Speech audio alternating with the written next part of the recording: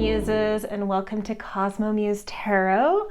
This reading is looking at your last month of 2023, before we start 2024. So I am going to treat it a little bit like a graduation at the same time as looking at some general things going on in December. So we'll look for sort of like what are the themes of December, which area of your lives are going to be most affected, and then we'll look at some kind of a graduation message, something that you are that like your spirit team wants to congratulate you on, that you've done like a really great job on over the course of the year, something to look back on, to be proud of, that kind of thing. So we are going to pick 4 piles today.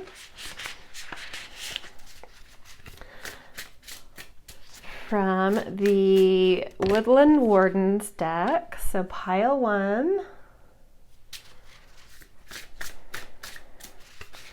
That one wants to bump out. Pile 2. Scoot him over a little.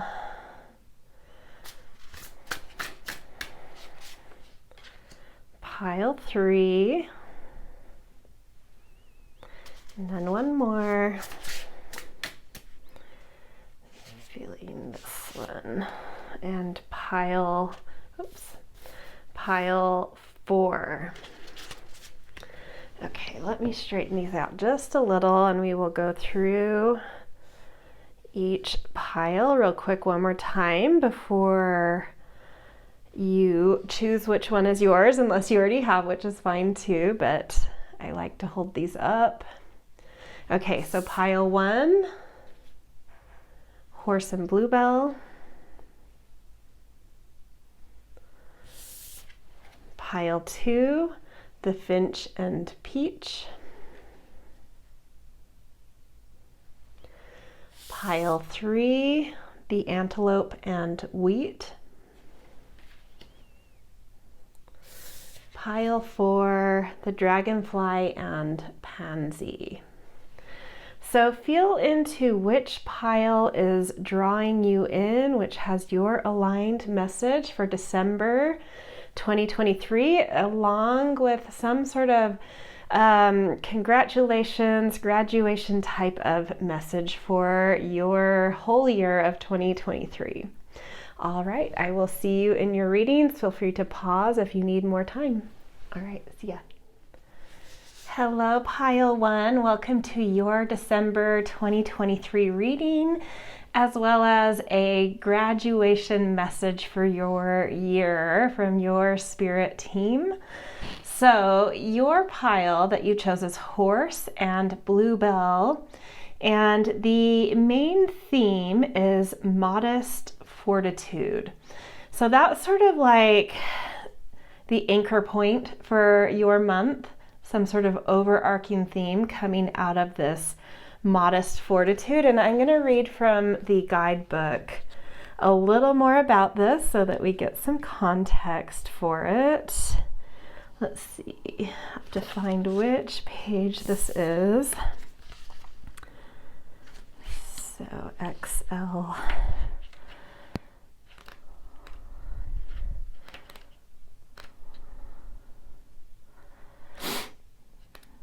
Here we go. Okay, so modest fortitude, and this is the Woodland Wardens, by the way. Its downcast blooms cause the bluebell to bow gently at its stem, symbolizing modesty and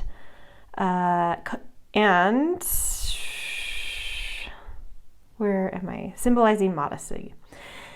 In contrast, the horse is a striking creature, proud and muscular, able to bear great loads and travel long distances. It is known for its superior strength and stamina. Taken together, the horse and bluebell remind us that the greatest feats are the results of much humble patience and practice. Work quietly and consistently. The time to shine will present itself in the future. For now, focus on your process rather than its reward. And then some questions. Am I too focused on earning praise and not focused enough on the substance of my work? When is it worthwhile to push through adversity, and when is it better to rest? So definitely a message coming through for you guys that this is a month to kind of put your head down, your nose to the grindstone, get, some of your processes in order, really kind of pay attention to the nuanced details, to what the purposes are for things you're engaged in. I do feel like with the horse, and we'll see with your, we're going to do some astrology dice to see which areas of your life are affected, but I do get the sense that, when I think of the horse and that term workhorse, that there may be something with work. Even if it isn't like the category of work and career, there is just this element here of like having to be very productive, having to get a lot done, even if that is in the domestic sphere or around hobby, like whatever it is, there is this sense of this month being a little bit of work. But with the horse showing up, there's also indication that you have the energy for it though. So pace yourself, kind of like this is a marathon, not a sprint this month. So pace yourself, take care of yourself, and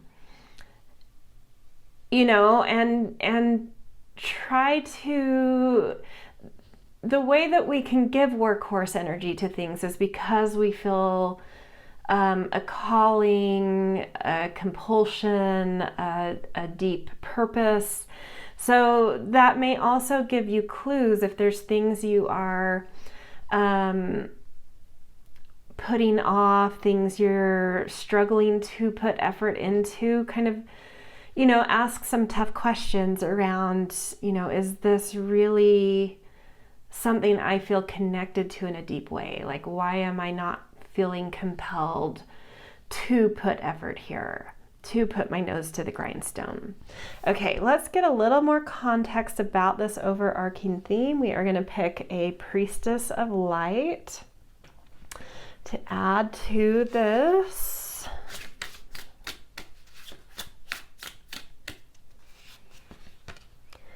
Achievement, effort plus intention. And I love that word intention coming in. That completely fills in a hole I was trying to plug of like, when you don't feel connected to things you're doing and you feel busy but not like you're productive in things that give you fulfillment, it's worth looking at what that intention is. Like, why are you doing what you're doing? And can you bring a little bit more intention, a little bit more focus towards what the purpose is, to make it a little bit more sacred, a little bit more reverent, a little bit more beautiful to you, and bring kind of a rhythmic elegance to things in your life. So I do feel like this is like a month to really make things personally beautiful. There may not be a lot of spotlight on you, or really, this energy around you of being this outward star, but there is this energy around you of like really putting attention and focus on making your processes and your everyday really beautiful to you. So there is like a beautiful overlay over all of this, but it's just very personal energy, I feel like. Okay, we are also going to get a little more context from the elemental deck, from the elements of what it has to say about this overarching theme for your month. And we've got desert, solitariness. And that just plugs in for me of like, this is a very personal month. It doesn't mean that, like December can be filled with all sorts of holiday soirees and whatnot. It doesn't mean you're not going to be engaged in extracurricular fun and in social engagements, but the real focus, the real interest, the real work of your month is very personal work. And maybe say no to a few of the extracurriculars to give yourself a little bit more space to really, internalize things about what you're doing and why and how. Sometimes we need some spaciousness, some solitariness to really get clear about certain things, to really find a spiritual connection to the whys and the whats of what we're doing, of our processes. So if you're not feeling it, if there's, go with your energy level and your intuition. Maybe you have a lot of shoulds, I should go to that party and I should go to this function and I should be at this thing because that's the one time of year I see this family member or this side of the family or, whatever it is. But kind of come back to your center and just remember that what this month is meant to be for you is quite personal. And so if this year you need to make some sacrifices because it just doesn't feel right, if that doesn't feel right to you, it may be a year to be a little bit more selfish in your personal space and just kind of be I will see them next year. I'll make a point of going to that next year, or seeing this person next year, or I'll make a point of seeing them more this year, or something like that. But if something comes up where it's a should, sit on that for a minute. Is that should just a should, or is that should coming from a place of actual want and actual something that's lighting me up this season? Simply because the work you're supposed to be doing is quite personal, and I think you do need a little extra space this month. Okay, so this being the overarching theme, we're going to look through the astrology dice which 3 categories of your life are going to be most entangled in this theme. Which 3 areas of your life are kind of the prominent features of your month. So in astrology, there's 12 categories of life, and we're going to see the top 3. If a category comes up more than once, that will just mean that category is extra. It's a really, really focal point of your month. Okay, so first category, we've got the 11th house. So this is about liberation, about finding your originality and breaking out of any constructs, any boxes, any limitations that are no longer holding space for who you have become. So that could be part of where that solitary need is, and part of why you may need to say no to some of the social things this month, not all, unless you feel that, is that it's time for you to do your thing for you, to kind of walk away from doing the norm, doing the expected, fitting in, right? You need to shine your spectrum of colors. A lot of times our friend groups are the things that allow us to do that more so. So I do see that maybe friend experiences could be important for you, but experiences and functions where there's people in your life where you feel a little bit, I don't necessarily want to say repressed by, but they're holding too many expectations around you, or you're just no longer kind of fitting in the same cultural vibrations that they're used to from you and expect from you.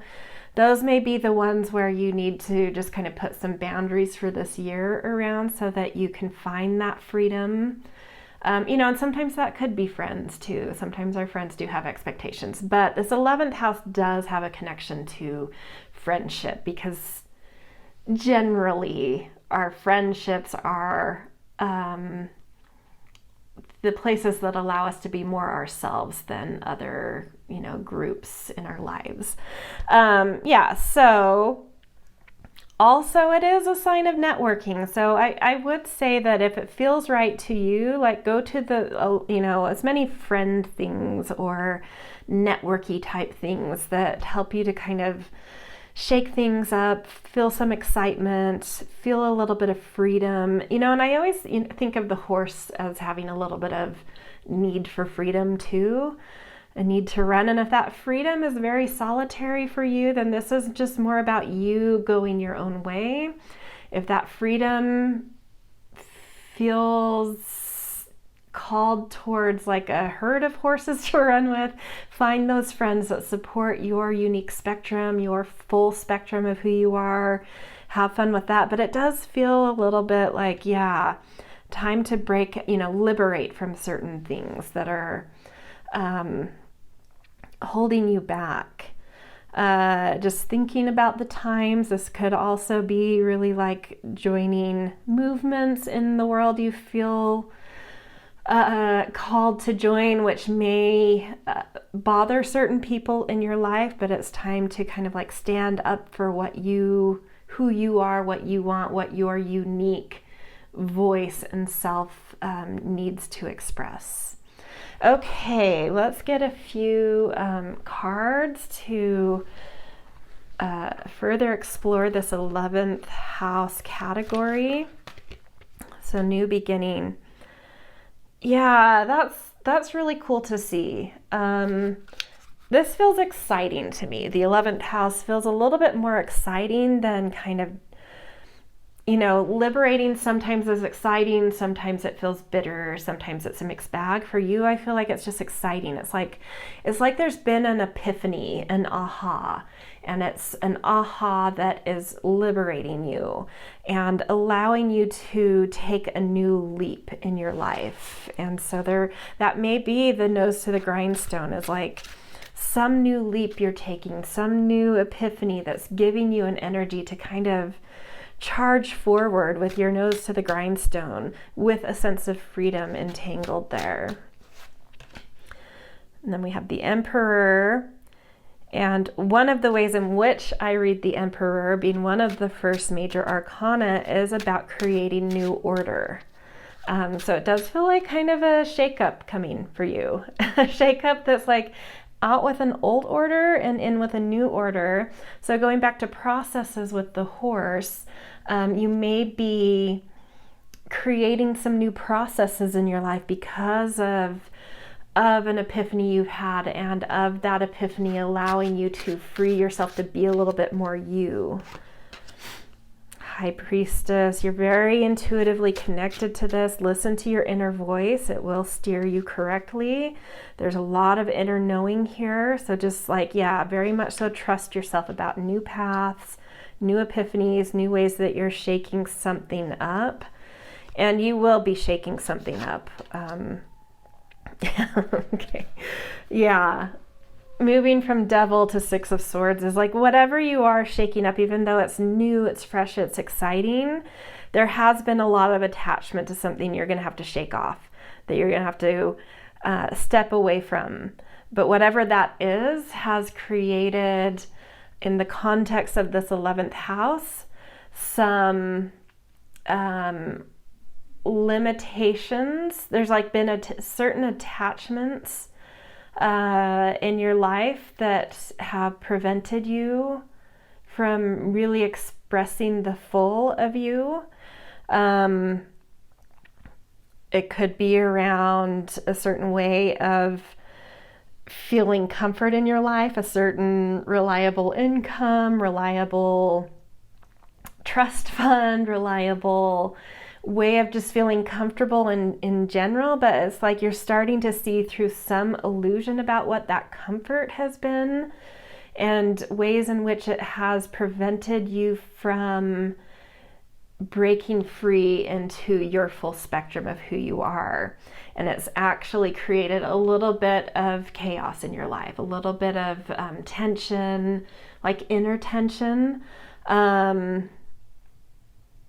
even outside, like power games even coming to mind here. And it's just like, you're done.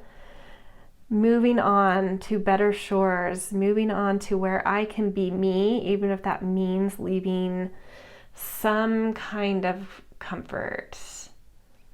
And that comfort could be anything. It could be community. It could be a certain job. It could be a neighborhood. It could be a religion. It could something that has,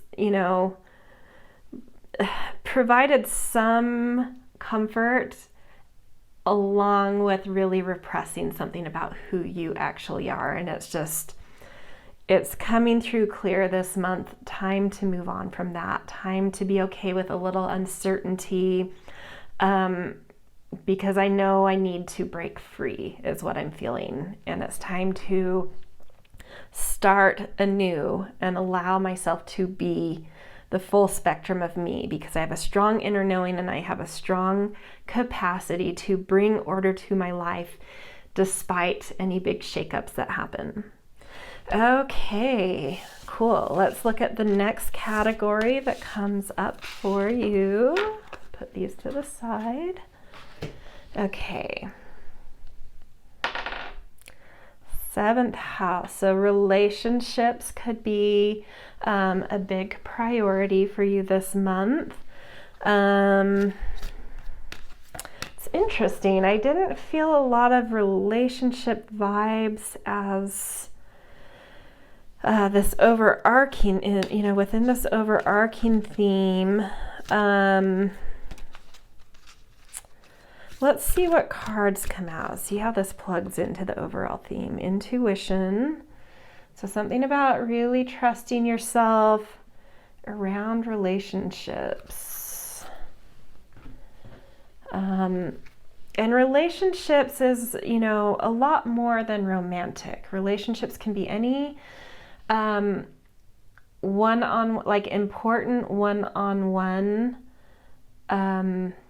relationship in your life. So you could have that with a sibling, a friend, an advocate, someone like an attorney or a real estate agent, anyone who, like a manager, something like that. 7th house can also be justice.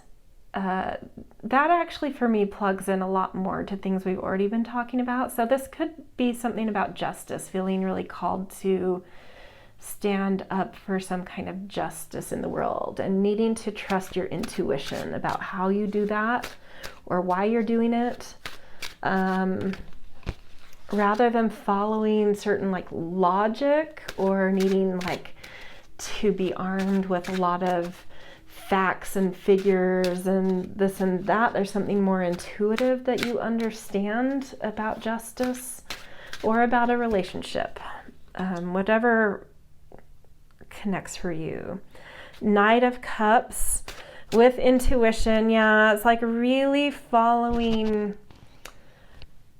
being assertive, being active, charging into the battlefield, or charging, letting your heart lead some kind of charge in your life, assertiveness in your life. Around a relationship, around justice. Yeah, something you're feeling very intuitively kind of engaged and assertive about here. So I would imagine a lot of you might know what this is already, what I'm talking about, because it feels charged. Maybe you're already kind of charged up here. Maybe it's a new relationship that you're really excited about and you're just throwing caution to the wind, you're all in or something. Kind of think of Taylor Swift and Travis Kelce. They're just, off to the races type of thing. Page of Swords. Yeah, a lot of mental curiosity, a lot of fresh ideas. Plugging back into that 11th house, it just came to me like liberating ideas. So the 7th house and the 11th house may have connection, I would imagine, especially if it's like a justice thing.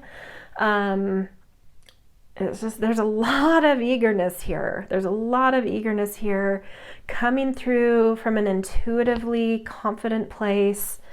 Yeah, either around romance or justice. It could be both. You could be kind of entangled in this in multiple ways. King of Cups. Look at this. Knight of Cups, King of Cups. Let's get one more. 5 of Wands.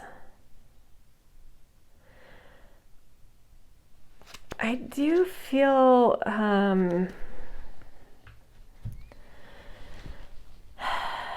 I feel spirit speaking to you. There's a lot of sense of wind in this card and a little bird, something whispering to you that's got you thinking in a different way. And then we have this bigger, I don't know if it's a falcon, feels like falconry to me, of like sending out a message or using a bird, you know, on the hunt for something and using the sight of the help of something that has greater sight than you to know where to charge, what to charge toward. And then we've got King of Cups here with this dragon. It's like, this feels like slaying a dragon to me. It could be your own inner dragon that's prevented you from having strong relationships or standing up for some kind of justice, like needing to overcome like your ego in order to open your heart to another, maybe again, like maybe it's something you've had your heart closed down for a while and you've needed to kind of slay your ego in order to reopen, or slay your ego in order to join some kind of justice cause type of thing. And it does feel like there's been a battle, whether this has like been in your own heart around like, do I feel strong enough to engage in a relationship, in a cause, you know, a just cause for justice, or rooting for the underdog in some way. It could even be more of a personal legal thing. You know, maybe someone you're involved with, a friend, a spouse that is engaged in some kind of legal thing, and there's been a lot of battle about it, and like maybe you have just like a deep intuitive sense of how to help them, how to be there, how to bring fresh thought and assertive action towards something here. But there is strategy indicated here too, which is interesting because I've felt previously a lot of connection to just being armed with your intuition rather than like real logic strategy. Let me look at this card a little bit.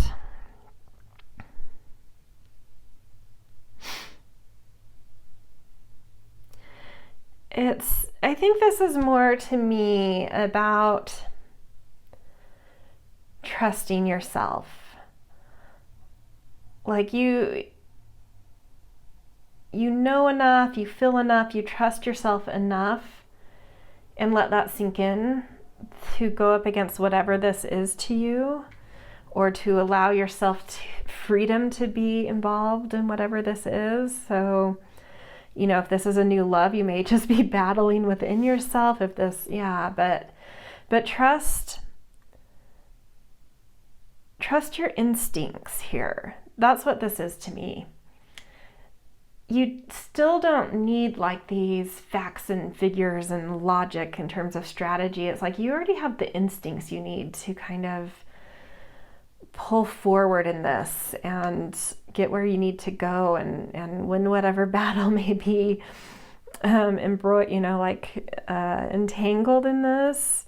And that battle may be a positive one. It may be one of like leading you to greater love or helping you engage in something you're passionate about. But to me, the big takeaway here is like you need to trust your intuition and your instincts and your authority and your curiosity. Like you have what it takes to engage in whatever this is, relationship or something about justice. Okay, and I get the sense that it's probably a mixed bag of what that is for each of you, and that's why it was like a little bit hard to really get clear on that.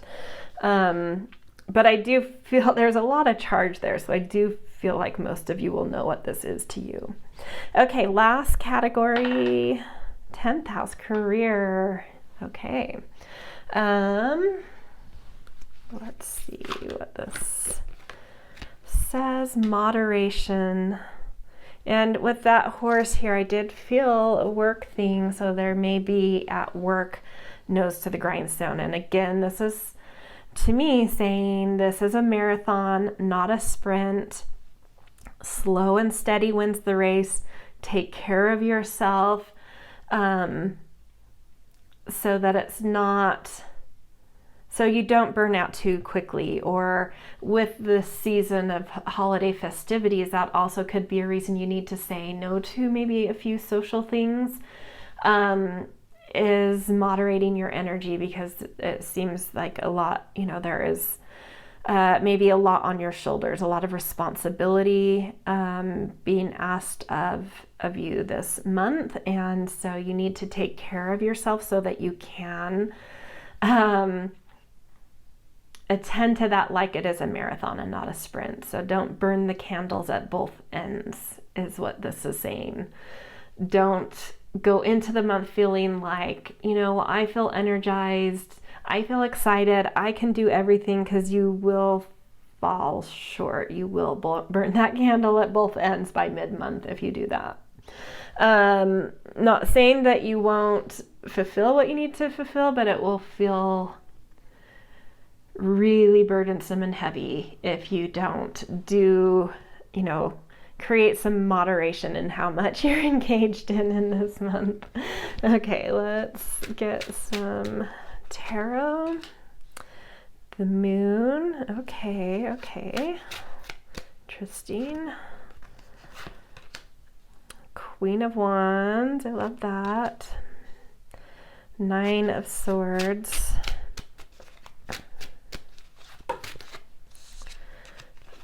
Let's do this one. And the Wheel of Fortune.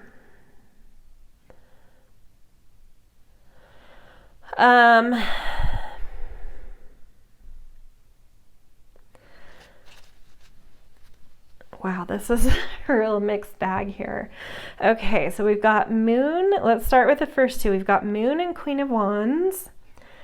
There are some unseen things going on in terms of like what or why you're holding responsibility.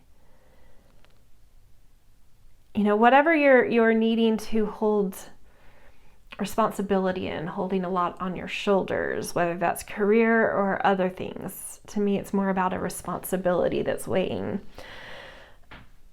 Something is a little bit uncertain about this. For some of you, this could be like spec work. That's sort of where I'm feeling, like a lot of you may be artists or writers or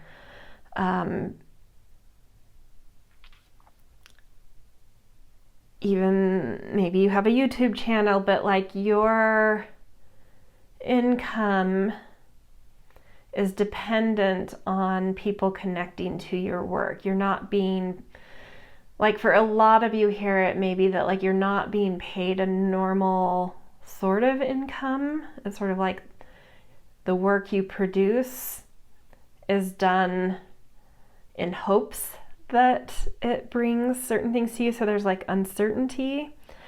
But at the same time, feelings of passion and eagerness and brightness and a lot of creative energy within you at the same time. If that's not your work situation, there's like something still that's uncertain. Maybe you're up for a promotion and you're hoping that the work you put in will get you there, but it's not certain because maybe there's a few other people up for that promotion, or you are applying for a new job and that's uncertain. And I see that with the 9 of Swords here too, which can bring a lot of pessimism and negative thinking and sort of sleepless nights. Yeah, these feel connected to me, but there's still, despite this, there's still something you're eager about and hopeful for and feeling creative about. And my advice here is what I've just said, like moderation. Don't overdo this. Take care of yourself. Treat it like a marathon, whatever this means to you. Plug into that eagerness and trust it. Try to think more positively. Try to find focused goals instead of kind of just nebulous, I'll do this and see what happens. Like, what is the goal? What are you working for? Like, make targets and plans and steps and, structure some things out. Plan some things out around what it is you're holding responsibility in, or what it is for some of you, it's like that you want to hold responsibility in.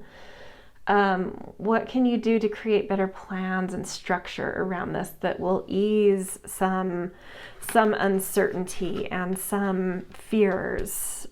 Because you have the energy to do this and the enthusiasm to do this. It's just like a little bit wily. It just needs some organization and structure. So that you can do this moderately. And if you can persevere through that, this feels like a reward card to me, not, this doesn't feel like an assurance. It feels like a reward if you can kind of create some structures, create some goals, create some focuses with the enthusiasm you're feeling. That will get you over the hump of some negative thinking and sleepless nights to the success you are looking for, and a success that will create like a turn of the wheel and a shift of a chapter for you. And it feels with these arms out here in this particular Wheel of Fortune, and in a web, it's sort of like a spider human. It does feel like, with that Queen of Wands energy, you have been weaving something, but you need to know what you're weaving it for, why you're weaving it, what the goal of it is. Because you have every ingredient you need to have success with what you're doing. It just needs you need to understand what it is you're weaving, right? You're not just creating threads anywhere. You're trying to create some kind of design here, or should be, right? So what is that?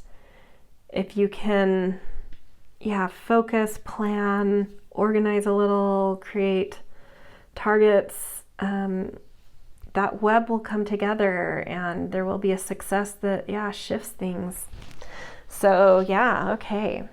All right, so this is your December. We are now going to look at a few cards to see what your spirit team wants to congratulate you on for really coming a long way with and progressing in and learning a lot about in your life over this past 2023. Kind of what is your graduation ceremony about from your spirit team. So we're going to pick an archetype card and be reading the light attribute. So servant, delight in serving others with a free and loving heart. This to me feels like being like you have put in a lot of effort and work in being a lot more thoughtful and aware of others in your life and their needs, like developing empathy, developing thought, like more thoughtfulness. This doesn't necessarily have to do with like being taken advantage of. I would say the opposite if it's something you're being congratulated for. It's simply just like, having like you've developed this new empathy and awareness of others. And an ability to really understand how you can be of use to others, right? Which is one of the most beautiful things we can do in life and one of the hardest lessons to learn. And then opportunity. Oh, I love this. And this is also saying, due to developing this and working on it, it's like, maybe people think of you more now because you're more present with them. You're more engaged in how their life feels to them and more knowing of them. And so you're on people's minds more, which creates more opportunity. You are, because you're thinking of others more, they're thinking of you more, which can mean me thinking of you for things they think you might like or that might be a good fit. Opportunity could mean a lot of things. Maybe because you're more in someone's mind, they see a job posting that they're like, oh, that would be perfect for that person. I know they're looking. Or it could mean they are going on a trip and they invite you because they're thinking of you more. Or they're at a little shop and they see something that reminds them of you and they give you a little gift, or an invite to a party, an invite to, just like little, it feels like a lot of little opportunities because you've been more present with others. They're more present to you as well. Okay, and then more of a spiritual, how this has spiritually kind of brought new,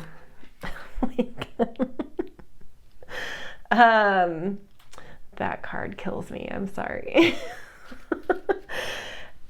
This is about assertion. So they're also congratulating you that I think you've just been assertive in life more, thought of people more, which has led you to being more present, being around more opportunities. And it's just sort of saying congratulations, you've made your life through this just like more assertive, more active, more strong, and maybe for a handful of you has brought some romance into your life. I'll leave it at that. So that is kind of your I love the sense of humor sometimes that comes through. That's congratulations, graduation, congratulations that your spirit team wants to give to you. Happy December, and I will probably be back with a 2024 reading quite soon, so watch out for that as well. All right, see you guys. Hello, Pile 2. Welcome to your December 2023 reading. We're going to look at a main theme for this month, really centered around this card you chose, but we'll pull a few other oracle cards to kind of flesh it out a bit more.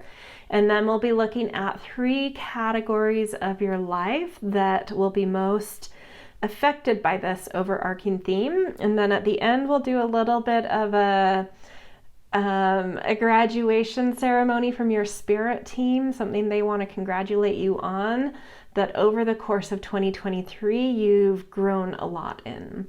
Okay, so let's look at Finch and Peach, which the main keyword with it is romance, which how beautiful is that? Okay, so I'm going to read from the book to get a little more context here, which is Woodland, Wardens. Love is in the air when the finch and peach appears. The peach, a sweetly scented, heart-shaped fruit, has long been associated with fertility, sexuality, and love. And the lively finch symbolizes exuberance, enthusiasm, and excitement. Your vibrancy and charm have led to a blossoming romance. Be open to and accepting of new love's many delights. A couple questions connected. How do I show others I love them? Do I feel safe and supported enough to be open to new love? So if you are someone looking for new love, looking for romance, this could be a really exciting month for you. If you already have that in your life or you're not necessarily looking for that, romance to me is a very broad concept. It doesn't have to be, love, relationship romance. We can feel romantic about we can feel romantic about ourselves, about a book, about a movie, about just life in general. Maybe like you just really love the feel of the season. Maybe you like darker days if you're in the northern hemisphere and cooler weather, and maybe you just are feeling romantic about the weather or the environment. It could be so many things. But for those of you looking for some love, it could be, a fun month for you. Get out and date a little. Doesn't have to be one romance. You can have, maybe get out and play the field a little if that sounds interesting to you. So let's do a couple of oracle cards to flesh this out a little bit more. So we're going to draw a Priestess of Light. Whoops. And we've got precognition, psychic ability, future vision. Interesting. Well, that's fascinating. For some of you, this could even be precognition of a romance coming your way. So maybe it doesn't even come in this month, or maybe it does come in this month, but you had like this feeling like, you know what, I am going to go out with so-and-so tonight to that place where I didn't really feel like it earlier in the day, but something in me is like, you need to go. This is the night. And you meet someone really charming and interesting that you really connect with, and you just had this instinct, So it could be something like that, or it could be sort of this feeling of like love is coming, even if it's not this month. Like I feel in the new year that love is coming. And so for those of you where it feels sort of like something you're getting a precognition about down the road a little further than just this month, it could be a beautiful month to make some, vision boards and write some things about what you would hope to find in love, and get sort of clear about what you do want in somebody. Especially, I'm a big proponent, instead of saying like, I want this person, maybe you're attracted to males and you're like, I want someone that's 6'5" with brown eyes and athletic and makes this much money and drives a car like this, rather than getting into those really specific external details. I'm a big proponent of desire mapping, which is more about like, I want to be in a romance where I feel seen, where I feel respected, where I feel loved, like connecting to what you want to feel.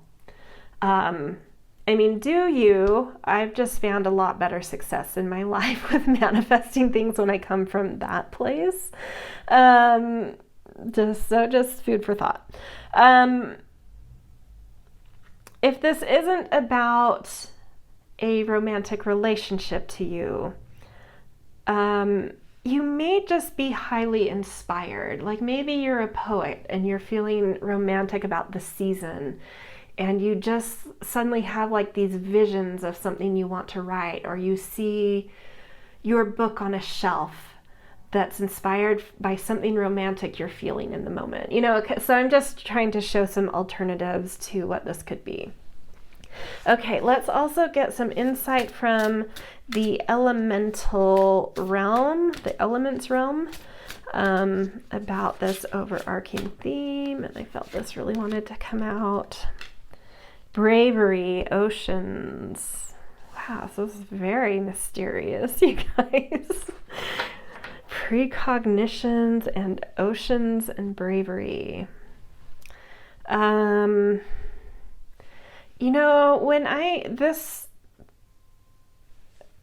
good portion of December is ruled by Sagittarius season. And to me, that is a season that teaches us and pushes us a lot to bridge worlds, to push out and expose ourselves to things that feel foreign to us. And so there may, that just pushes our boundaries in general. So this is saying like this, to me, this is indicating that this is a month where you will lean into that, where you will push the boundaries of what's normally felt comfortable to you. And maybe you can do that, you're able to do that because you're having some precognition, kind of psychic moments about something that you're like, what is that? That feels so alien to me. But it inspires you to push yourself a little, because you're like, well, I'm not going to get to that thing that felt special unless like I travel abroad or meet different types of people in my community, or expose myself to different philosophies and beliefs and ideas, and just like pushing the way you are perceiving life and being bold and courageous in doing so. And I think that broadening of your mind then creates like a feedback loop to create more psychic moments of things you never could have had psychic moments about because you didn't even know certain things existed. So a very expansive month and a very romantic feeling, even if it's just how you feel just inside of yourself. So it feels like beautifully expansive, beautifully brave, beautifully in touch with something bigger than yourself with these precognitions, like really open energy here. Okay, let's figure out the 3 categories of your life that will be most focal this month in relation to this overarching theme. First house, your sense of self, what lights you up, what kind of passion, like how you connect to passion, how you connect to your center, your agenda, your needs. It is a beautifully selfish house, the first category. So this is a astrology dice with the 12 categories from the astrology charts. And that first house, or that first one, is all about the self. And to me, it's where we start. And if we don't start with ourselves, we can't build upon things and properly extend our boundaries as we move further and further into the house system. We have to find our center first, what lights us up, where our passion is, how we can be most present and most clear and most assertive in our lives. So there is a need to maybe have a little extra personal time this season. It is a season of festivity and celebrations. So only say yes if it lights you up to those. Like you may, and I felt that with the last pile too. It's like, it's a theme coming through that like, don't feel like you should or need to go to everything you're invited to. Don't engage with the shoulds this month. Engage with the I want, I need, I desire. You're getting back into your center. For some reason, this season needs you to do that. This month needs you to reconnect with your center and with yourself. And so even if it's like scheduling the first 3 hours of your day as like really, really focusedly alone, so you can really get some clear energy. If you have a lot going on in your life, that may be one way to just like schedule that in for yourself. For others that have more flexibility, it might be saying no to some of the evening soirees and just, staying home with a book and yourself and feeling into, what you need. Refilling your cup. Okay, let's get a little more context around this though. Interesting. Parenting. If you are a literal parent to a human child or an animal child, you may need to rely on community, rely on family a little more to take over some of these things and focus on parenting yourself a little bit more. It feels like a need for a little bit of extra self-love. It does to me feel like parenting yourself and passing the buck on some external parenting needs. Like, it's a month. Maybe your little animals and kiddos might even enjoy staying a weekend at grandma and grandpa's or with an aunt and uncle or their cousins or their friends on a weekend away somewhere. Say yes to any of those things that kind of send them off. But mainly for everyone, it is a little bit of parenting yourself. How do you need to kind of give yourself a talking to bring more balance into your life? I'm looking at the 6 and 3, and it's sort of, to me, feeling this thing of like giving yourself a talking to of like, I really need to do better at focusing on my needs, what I need, how I can take care of myself, how I can get clear about where I'm going in life, how I can spend some time connecting to things that light me up. Okay, so we've got 7 of Cups. Interesting. The Hierophant. Okay. Man. Yeah, there's actually something else going on here too. 7 of Coins, right. That's interesting, the bookend. 7 of Cups and 7 of Coins are opposite cards. Okay. Right.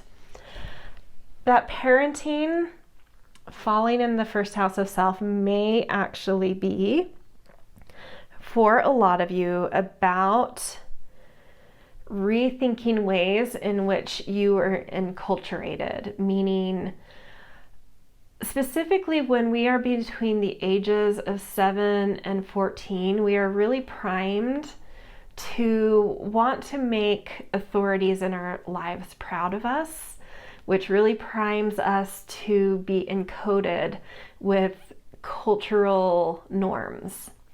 And there may be some things going on this month where you are, kind of getting some new clarity about yourself and certain things that actually don't fit for you, that you're having to kind of rethink, look at from a different perspective, release. Reparenting yourself to, I don't think this is even a word, and there's probably a real word for this, but I don't know it, but like de-enculturate, like deprogram kind of. and then reparent yourself based on what lights you up, what feels right for you, what is resonant to you. And yeah, it's like letting go of, there's some investigation involved here. You're needing to dig under the surface of, actually with the 7 of Cups, it's like quite a few things actually that you're really needing to investigate and look at and ask, like, do I actually connect with that way of thinking or way I was programmed? And yeah, just like really starting to look from a very different perspective with that bravery at what is actually right for you. And something about shedding norms that you're recognizing actually don't work for who you are and who you've become makes you connect to yourself in such a more beautifully romantic way. Like maybe feeling romantic about yourself is something you are newly capable of even feeling, that you've been stifled from feeling because you've been upholding certain norms that really aren't accurate for you. But you're letting go of those and you're feeling more free and more romantic about life and yourself, and starting to plant new thoughts, new seeds, new ideas, exposing yourself to new things, to foreign things. And it may be going back to some of this, Sagittarius season stuff that is the most dominant season of December. It's like exposing yourself to things outside of your norms, foreign things, alien things. And you don't even have to travel the globe to do that. You can read, you can go to community functions that have very different cultures involved. You can explore different neighborhoods in your own town or city, or just be open to talking to people on the street or in the line somewhere that that seem very different from you. There is something about different perspectives, like coming face to face. It feels actually quite personal, coming face to face with someone very different from yourself, that helps you to see new things that you want to pursue, new things you want to invest in, new ways in which you want to develop yourself. Yeah, this is you're breaking free of programming, and you're really finding a new sense of self. And I feel this as being more exciting than difficult. It's maybe something you've already worked at for some time. And this month and this season just kind of cranks that wheel in a way it's needed to be cranked, to be like, oh, okay, got it. I needed to see this from this perspective, and now I see where I was stifled. I see how I wasn't being brave. I now my mind is so broken open that I'm receiving so many downloads, and it's exciting me. It's making me feel romantic about possibility. Yeah. But I do see you planting some new, really tangible seeds through this. Yeah, really cool. Okay. Moving on to the next one. Okay, second of third category that will be pivotal this month. And we've got the 3rd house. That doesn't surprise me. It's all about a sense of belonging and community, as well as information and communication.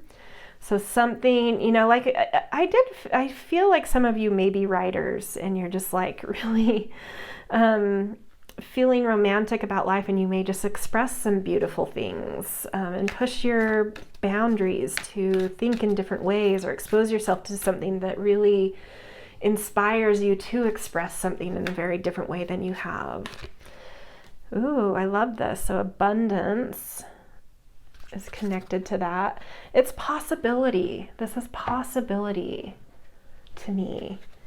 And it does feel like getting out, connecting with different kinds of people, with different kinds of things, really being brave and doing things you don't normally do. And that just creating a lot of possibility, a lot of openings, a lot of broadening of your eyes and how you understand information and what you're communicating in life even.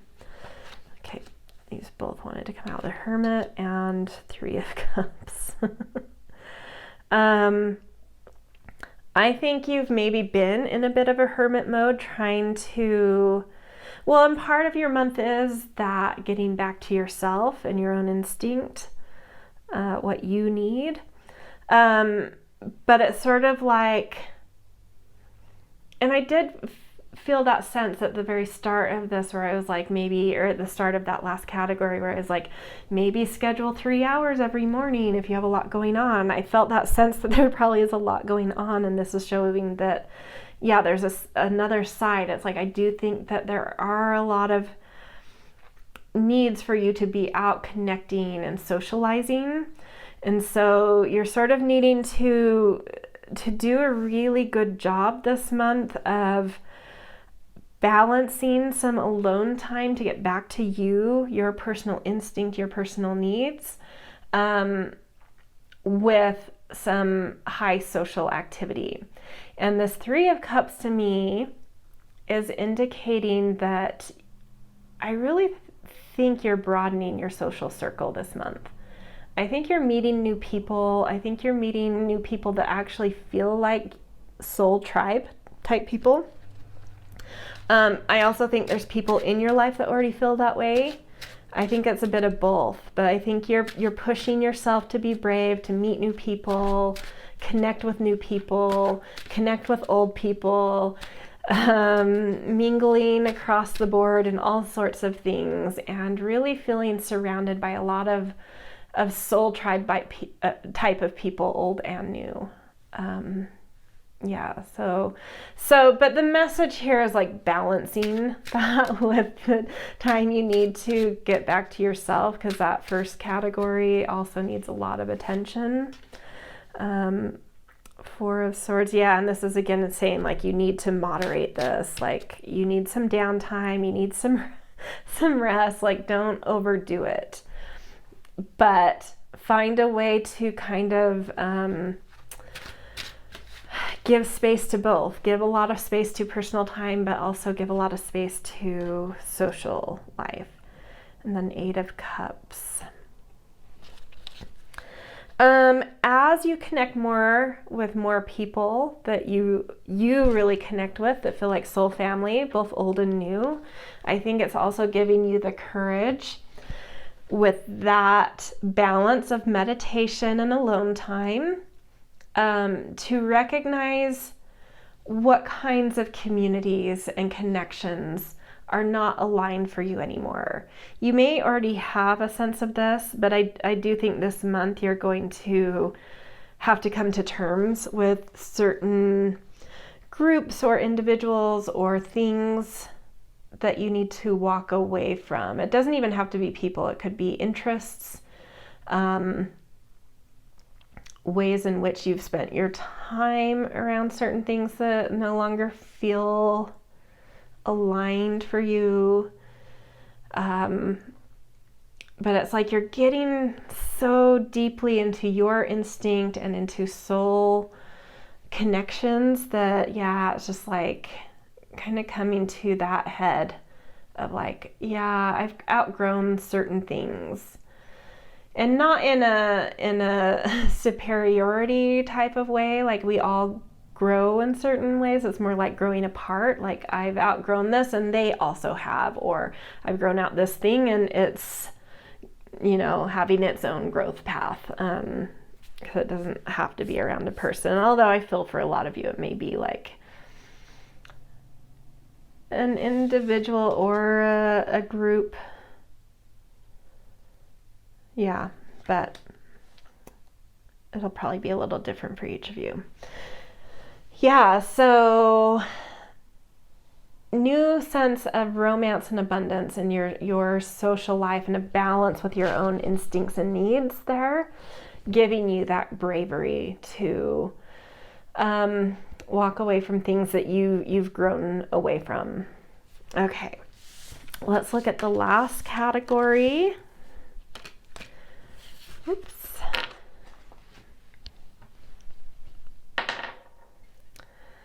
Ninth. Beautiful. This is all about a theme we've already picked up on. This is about expansion, pushing your boundaries, exposing yourself to things that are unfamiliar, that may even make you a little uncomfortable because of that.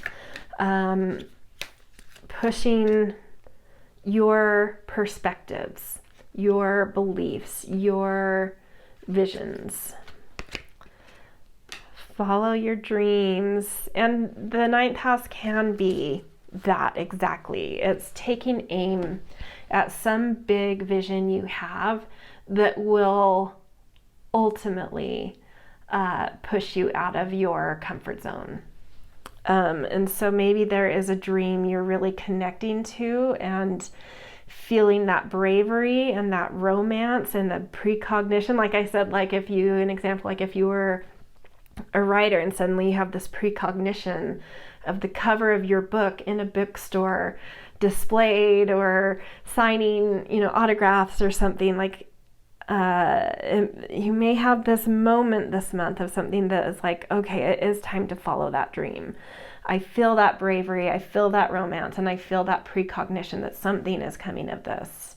It's something I am supposed to do. That just charges you back up to be like, yeah, it is time to shoot my shot. Time to do it. Okay, let's get some tarot. Yeah, that's not surprising.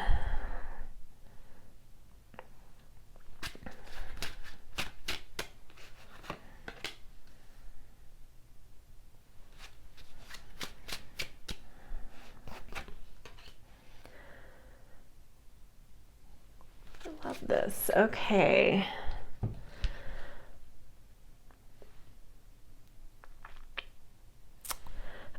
Transformation will come from this, and I think you probably know that. Any big vision we would have from ourselves, to imagine yourself hitting the mark with that and what life looks like there, of course it's a transformation from where you are.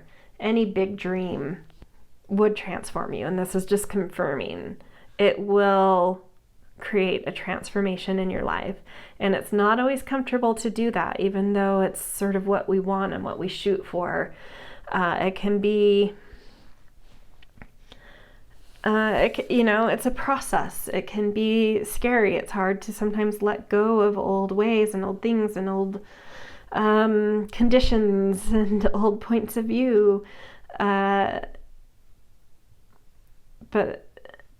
to me, this is sort of,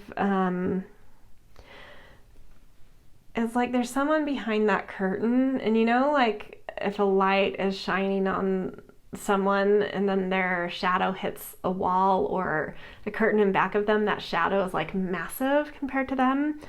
I think you're looking at this dream as if it's so much bigger and so much more imposing to reach than it actually is. And like once you start taking some steps and pull back that curtain, you're like, oh, it's actually not that crazy. It's not that hard. It's not, I've blown this way out of proportion. And that the transformation I would have to go through, although it is a transformation and certain things will kind of die off in my life, it's not as big of a transformation that has terrified me as I projected it would be. It'll be a little bit more subtle, is what I'm feeling. And then we've got Page of Cups. This is just joy of expression. This is just shirking off all of those layers of expectation and stress and shoulds and whatever, and just like getting in touch with the purity of your heart and your your expression and just doing something because it brings you joy, reconnecting with the joy of doing something. And something about following your dreams and actually taking that step, you kind of I think you're able to kind of shed some of those stresses and resistances and like, oh, this is actually easy. And this is actually incredibly fulfilling and joyful. And it's putting me in a youthful spirit to just, follow this dream. This to me is like where it's leading. I don't know that these will come in December, but this is sort of like where this is all leading is celebration. Something to celebrate by following your dream, which indicates success. And this is also indicating that by following your dream, you will be coming into more and more contact with helpful collaborators. Not that whatever your dream is has to be a collaborative, say you're an artist and you paint. Like, it's not like you have to collaborate on a painting, but collaboration in the sense of like, in order for my painting to be this big dream that I want it to be, I have to be in galleries, I have to sell paintings, I have to do interviews, all these things. And it's sort of like collaboration in the sense of like suddenly you find a manager and some galleries that like you and a following and a journalist that's excited to talk to you. And so it's sort of like all these types of collaborators in that sense start to come into the picture, and it amplifies everything, and it makes what you're doing so much more productive and so much bigger and so much more valuable in the world. So this is saying like follow that dream, because this is what's in store if you can do that. So really, really beautiful, really amazing message for you guys. Okay, to end the reading, we are going to switch gears a little bit.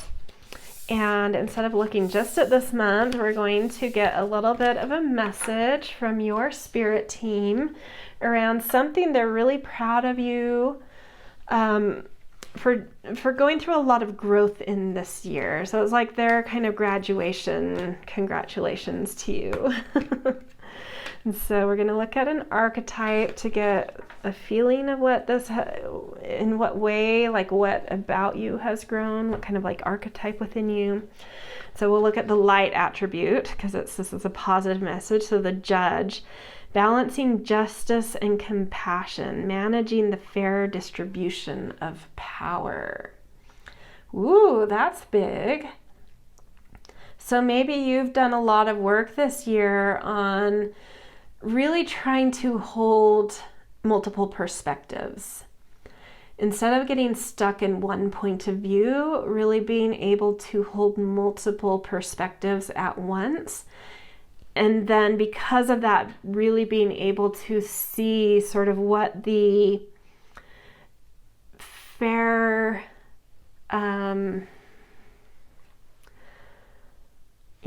distribution is. Like the fair, it's not even a solution. It's just like, and it's not a diplomat thing. It's like this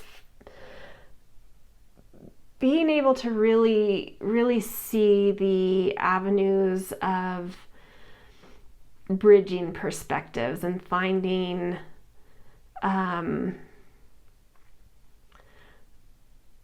solutions that can touch into what's right within each perspective you're able to hold. So being able to give something to the beauty of multi-perspectives entangled in something. And this doesn't even have to be like big worldly things. It can be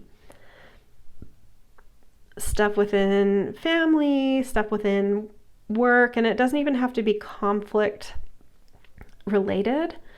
It's just like being able to hold that there are many perspectives on any one thing, and no perspective is all right or all wrong, and that most perspectives do have something truthful in them.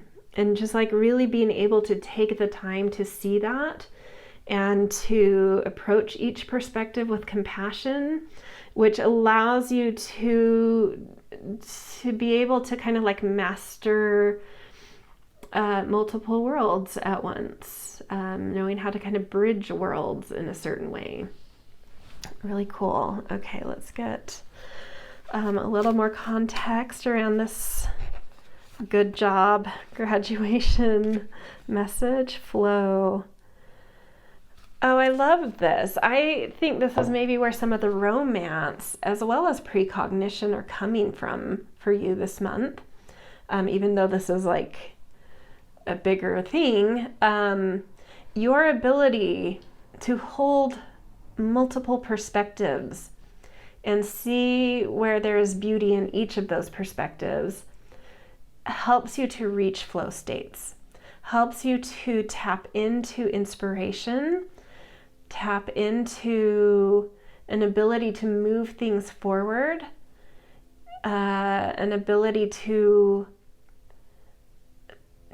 with being able to move forward because you can hold truth of many perspectives at once, inspiring other forces, other people, other things to move with you, getting other things around you unstuck. Really, really amazing. This is a major one, you guys. This is huge. Okay, a little bit more of a spiritual side to this. This card, Karma. This could be read in a couple ways.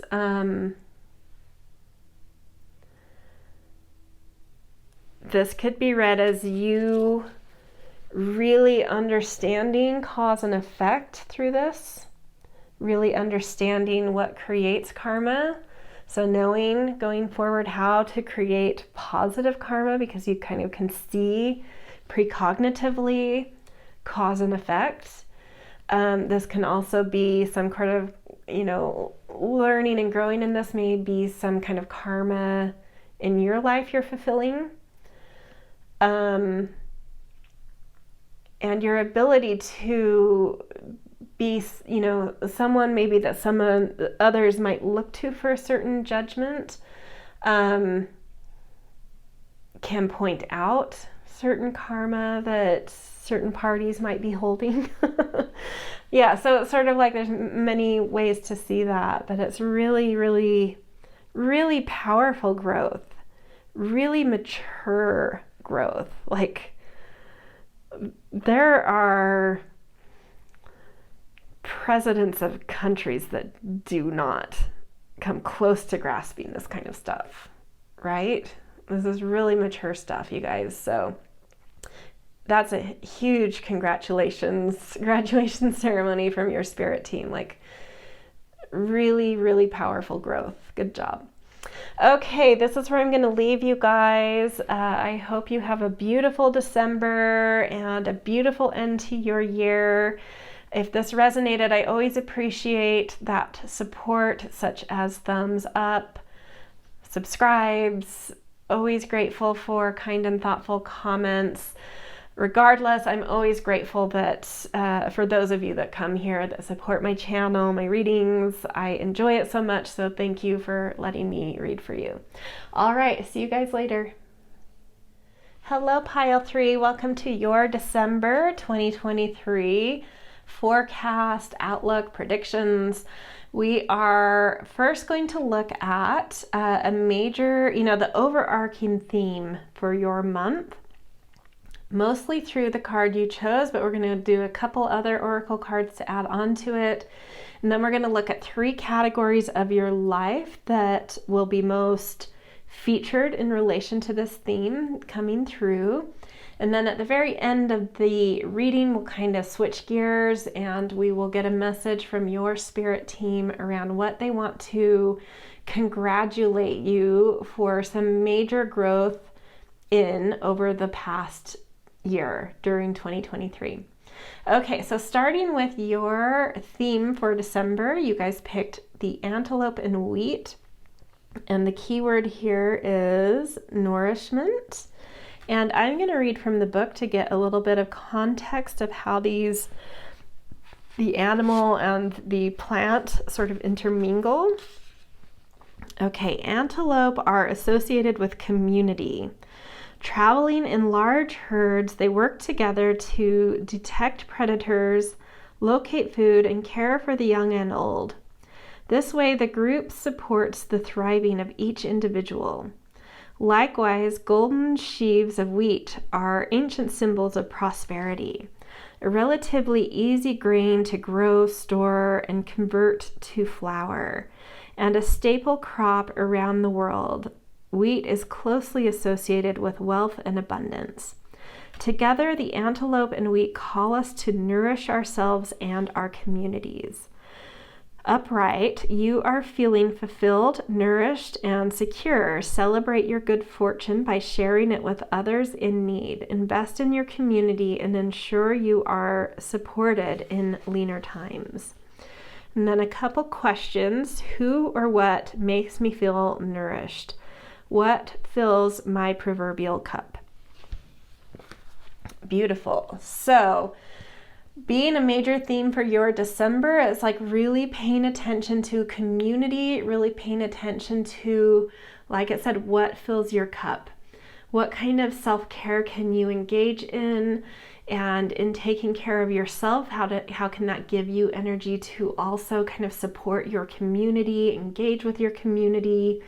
And through that, just kind of build a sense of support system, which in itself is kind of a sense of abundance. It's one of those things that we can leave this life with. Like, we can't leave with our possessions, but when we leave, the people we've impacted, we live on through them. And so it is like a really beautiful way that this card kind of connects to what prosperity and abundance, mean in a more spiritual sense. But I do think, when we are supported by community and support our communities, that can also foster a lot of economic opportunity too. Okay, so let's get a couple more oracle cards to flesh this out even further. So we're going to get a Priestess of Light,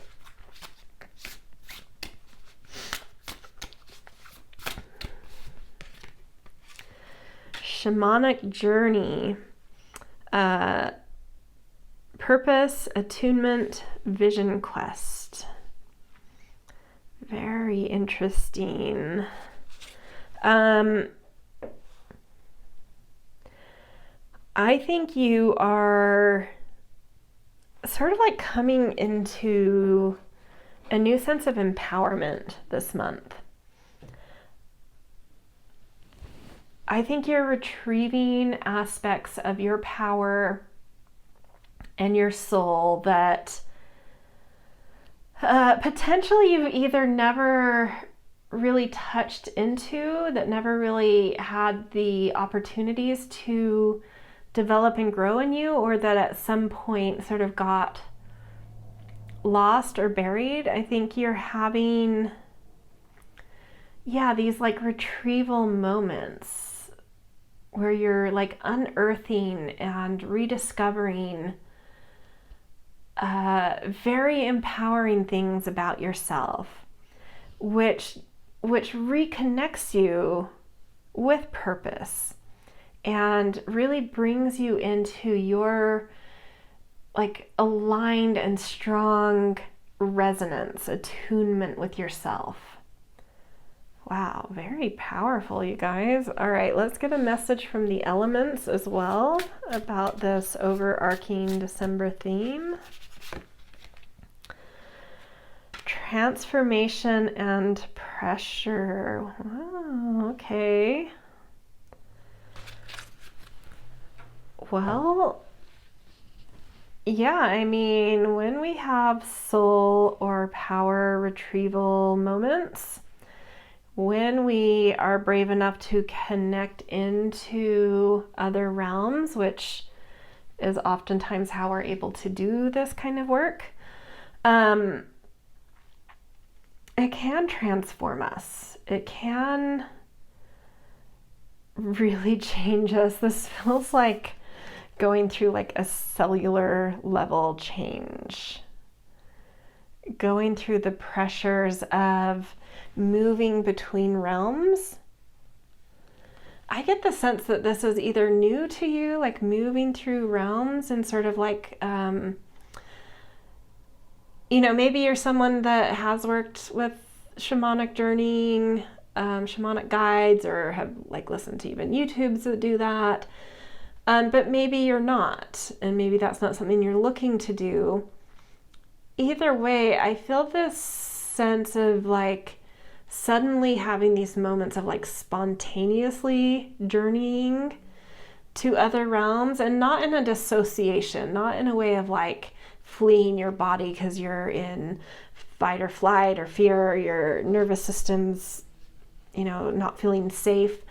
It's more of a, because you are actually so grounded, you suddenly feel safe enough to not just flee your body and astral project to who knows where, you don't even know, but like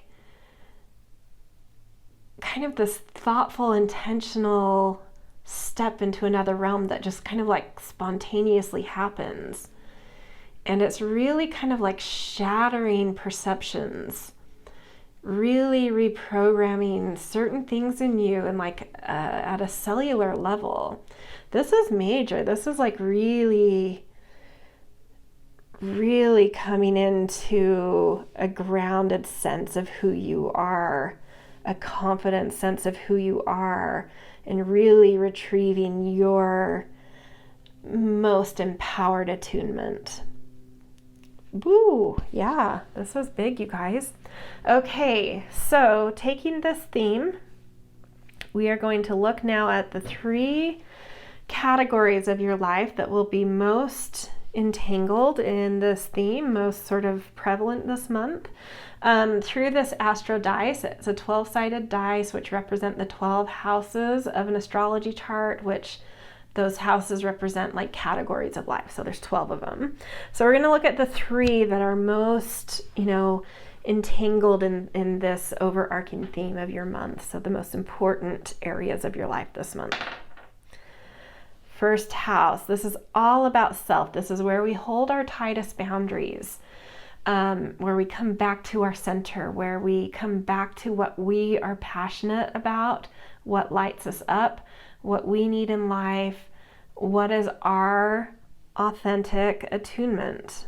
So this doesn't shock me coming up with what we've already seen, and sort of like that transformation on a cellular level. It feels more to me like a purification. Sort of like understanding yourself at a cellular level suddenly transforms you, suddenly breaks down the form of who you thought yourself to be and reconstructs it in this like really natural, beautiful, vibrant, empowered way. So this is going through a transformation around your sense of self is like no joke. So hold on to your haunches this month.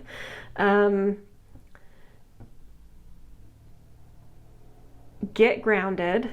That's what I would say. Get grounded. Hold on for a journey around who you think you are, because something is really dynamically coming to light for you, turning on for you.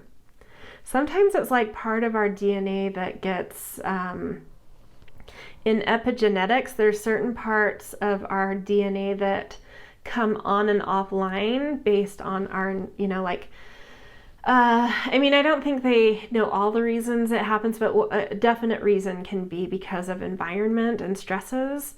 And so maybe there's something in your epigenetics, like something in your DNA is being unwound, and so turning on. And it's like a key to feeling really in tune with yourself, really coming into feeling your purpose. So it's affecting you on like the deepest personal levels of personality, of self, of centering. So yeah, just hold on. Let's get some, a little more insight into this though.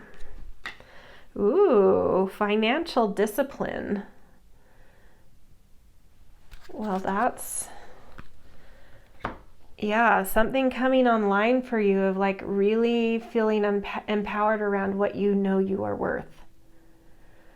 And that suddenly magnetically attracting in, because it's now your personal attunement, the financial worth you know you deserve, and the way you practice with your material realm, with your own finances. Starting to take finances much more seriously, much more maturely, much more with more forethought and planning and strategy.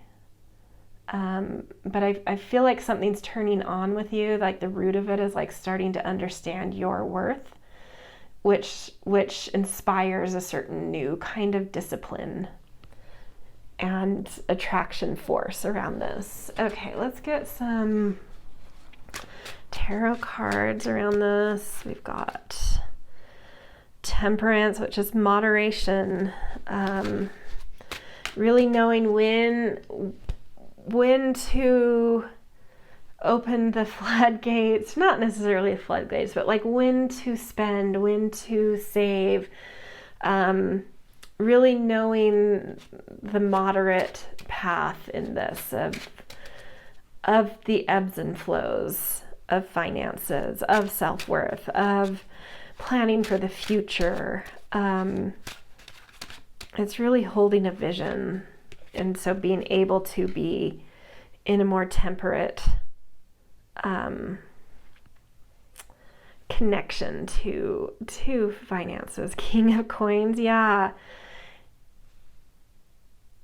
A new wisdom is turning on in you with King of Coins. You're really seeing the big picture. You're really seeing the long term. You're really seeing the benefit of planning here, of legacy, of how to grow an acorn into a massive oak tree.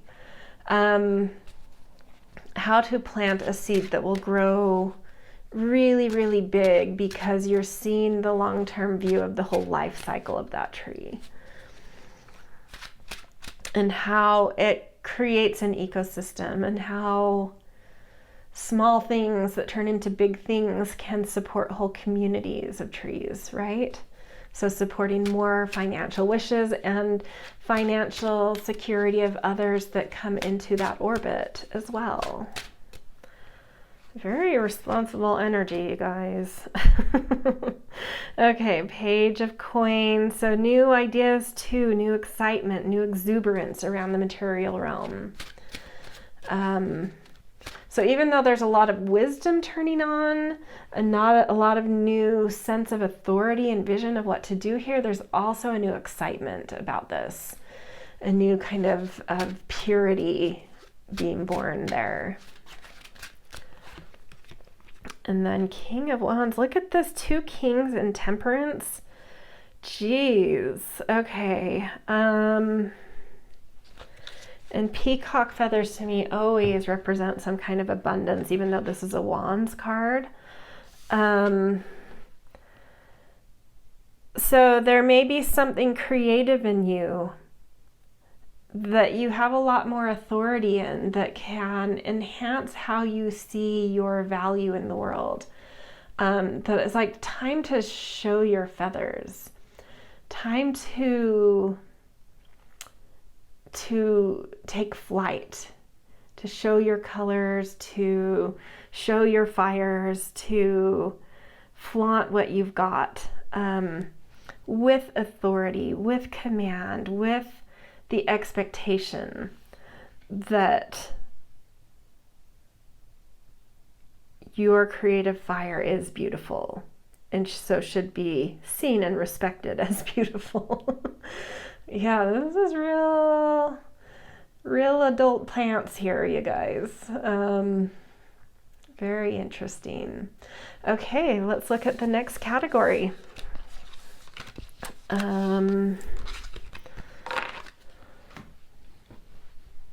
Whoops. 12th house. This is all about spirituality, about surrendering to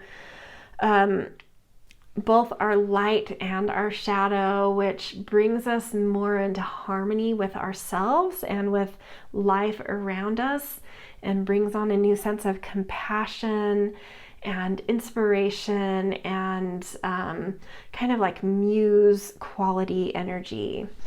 Okay, so let's get, which, I mean, and it doesn't surprise me what we've talked about with the more spiritual stuff up here of like soul and power retrieval and like sort of transforming, because like the mysteries of epigenetics doing something. This is all very, very spiritual territory. I do think that there are some spiritual hands at play in whatever's going on here with you. So let's get a little more information on what that is. Nature. Beautiful. So being out in nature will reconnect you with your own nature, with your own rhythms, and may detangle something in your epigenetics just by being exposed to the natural world.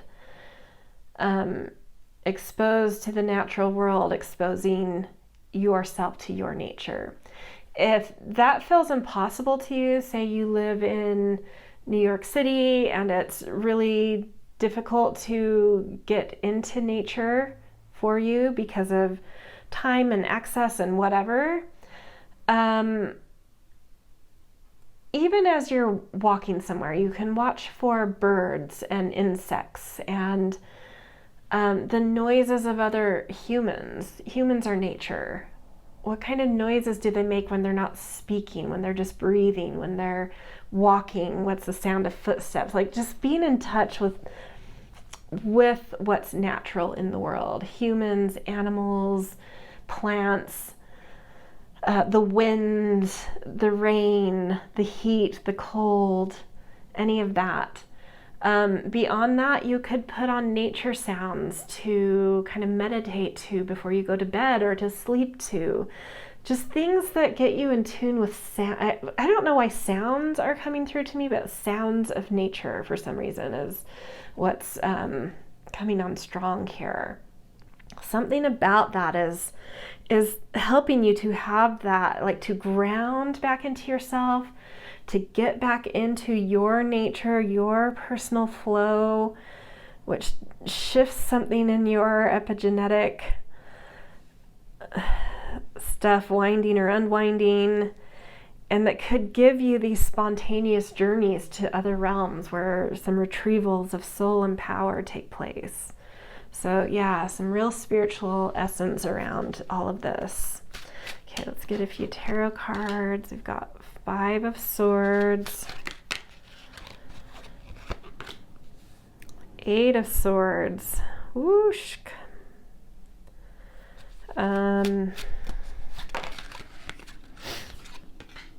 Queen of Swords.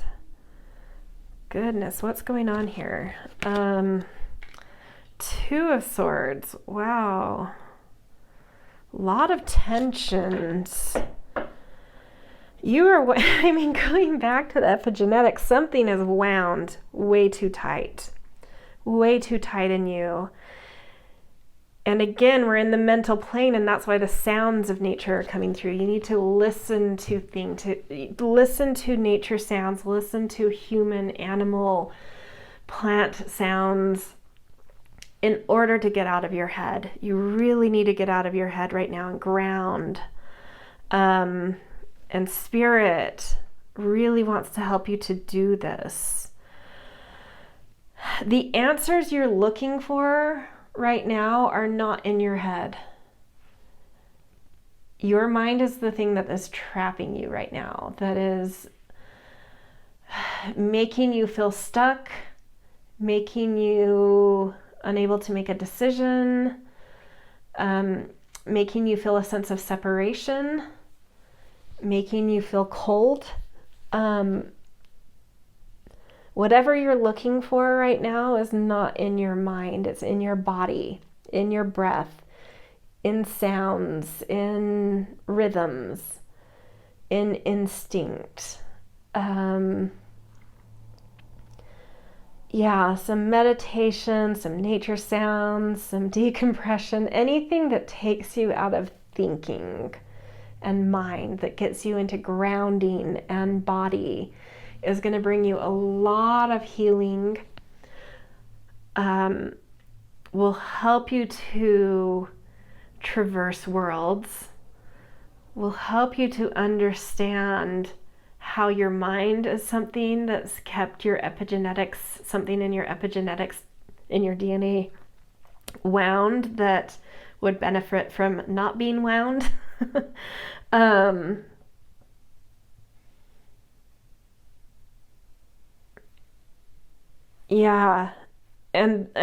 the more work you do to get out of mind equates to the quality and profundity of your transformation, of that cellular switch, of these spontaneous shamanic journeys that reconnect you to lost or fractured parts of power and soul. But there is beautiful spiritual assistance around you. You need to surrender to synchronicities you hear, to hear, see, feel, whatever, to divine interventions, to downtime you're being given, healing modalities you're being introduced to. You're due for a big healing of how you function out of mind. There's something that's about to really transition with this for you. So allow that. Lean into things that may feel a little scary to you, but that are helping you to move more into body and natural rhythm and instinct and heart. So huge healing coming in here is the takeaway, though. So don't be scared of what I've said. This is like something's coming in to heal this, to help bring some peace to being too much in mind. Okay, last category, 9th house expansion, pushing your boundaries, bridging worlds. That's very much so connected with, the shamanic journey. And then that antelope and wheat being connected to sort of like some abundance. The 9th house can be about how we expand in life as well. A lot of big expansive energy in general it's Sagittarius month, which correlates to the 9th house. And it's kind of come through in each reading in some way. Spiritual partnership. 9th house.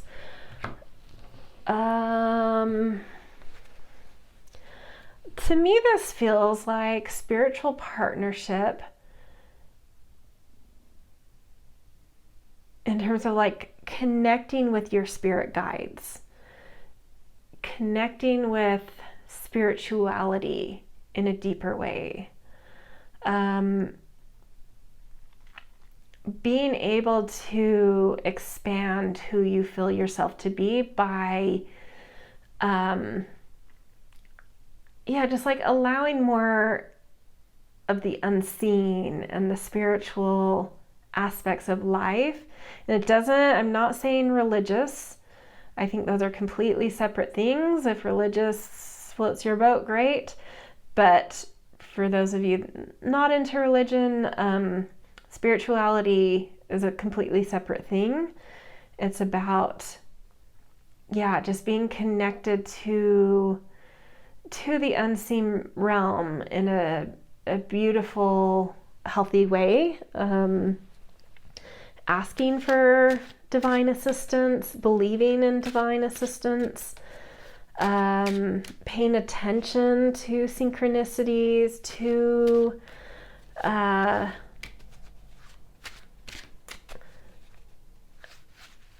the realm of the unseen through more subtle senses that start to turn on when you do that. I think there's something new you're exploring here and grounding into about this. That's really expanding you. It's really changing your perspectives this month. It's a big shift. Something about this is having a big shift for you in the way you do. Maybe you're someone that already is quite spiritual, but there's like a shift in how you're doing this, and a deeper grounding in it, and a deeper connecting to it, relationship to it. Sun, it holds a lot of, it brings you a lot of clarity and alignment in your life to expand your relationship with the spiritual realm. Knight of Coins.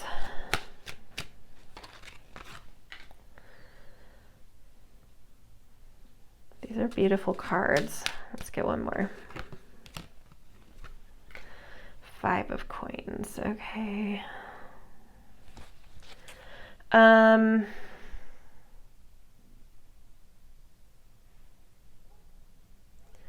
Why some expansion is needed for you in how you are relating to the spiritual realm is some illusions around separation. Some clarity is coming in for you this month around this, around ways in which you've had projections of otherness that have kept you feeling separated from certain things and people that could actually broaden your life, that you're actually not separate from.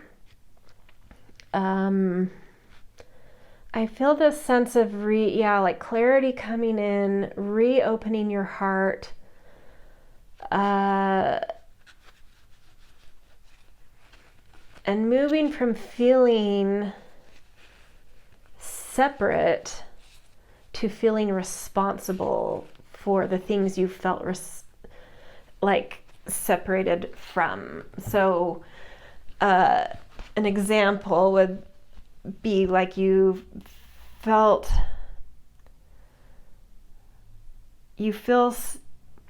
separated from a sense of community, and you don't know how to find that. You just feel like you are other and they are other, and you can't quite find a community that you plug into. But it's like the sun comes out on that this month and clears up some illusion you had in that, and you see through it that the only reason I'm feeling separate there is because I'm projecting that I'm separate. It's an illusion. There is no separation there, and it breaks your heart open, and somehow you step into this community, and suddenly you rise immediately to some kind of holding some kind of responsibility in this community, and people in the community really relying on you, and you being a steward of this community. This is obviously just an example, one metaphor, but just a way to kind of transfer the essence of what I'm feeling in this. So something you're feeling separated from, that's prevented you from being able to expand and grow in life, clears up. You see through that illusion, and immediately step into something, a position of responsibility in what you felt separate from before. So however that makes sense to you, and it's through, you have this breakthrough through opening up to that spiritual realm, to a deeper partnership and relationship, to things more spiritual in nature. Yeah, so really, I mean, a little bit conceptual here, a little bit abstract, but hopefully this makes sense for you, at least once you get into the month, what this might be. But really profound nonetheless. Okay, to end the reading, we are going to switch gears and we are going to tune into your spirit team, your spirit guides, spirit council, whatever it is to you, and get a message of congratulations around what it is they think you have grown in a profound way around over the course of 2023. Okay, so we're going to start with an archetype card to kind of get a sense of like what aspect of you has grown and like what this is maybe about. I'm feeling this card. Athletes. Interesting. Okay.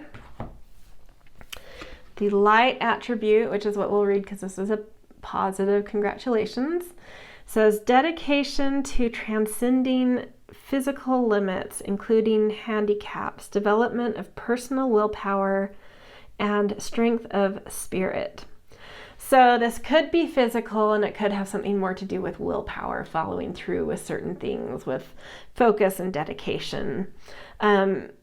Overall, it feels like this overcoming of something where you maybe felt deficient and now have developed a strength in through perseverance, focus, willpower, working hard at something. So for some of you, that could really relate to being an athlete, and for others, it might be, you know, learning to become a master baker or something, knowing how to, you know, having gone to Paris and trained at the best chef school or something where you felt just totally incompetent or didn't stack up to others you looked up to before, and you really put the dedication in, and now you've sort of like graduated or like come such a long ways that through a lot of dedication and willpower, that what you once felt was a handicap, you now look back on and sort of laugh about. So whatever that is to you, let's get another card about some context here. Protection.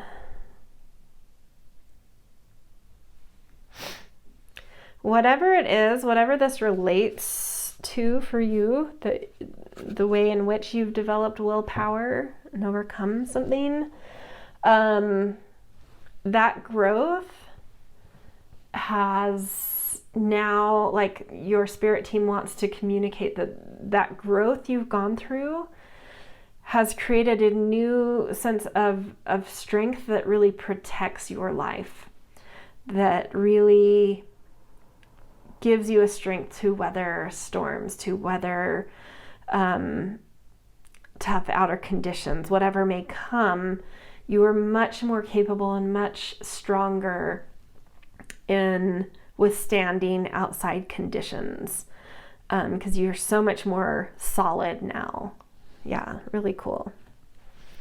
Okay, and in a more spiritual sense, let's see what comes through. Sahasrara.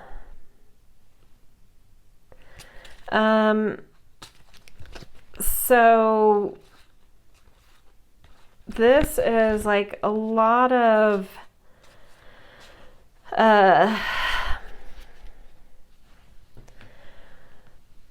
how should I put this?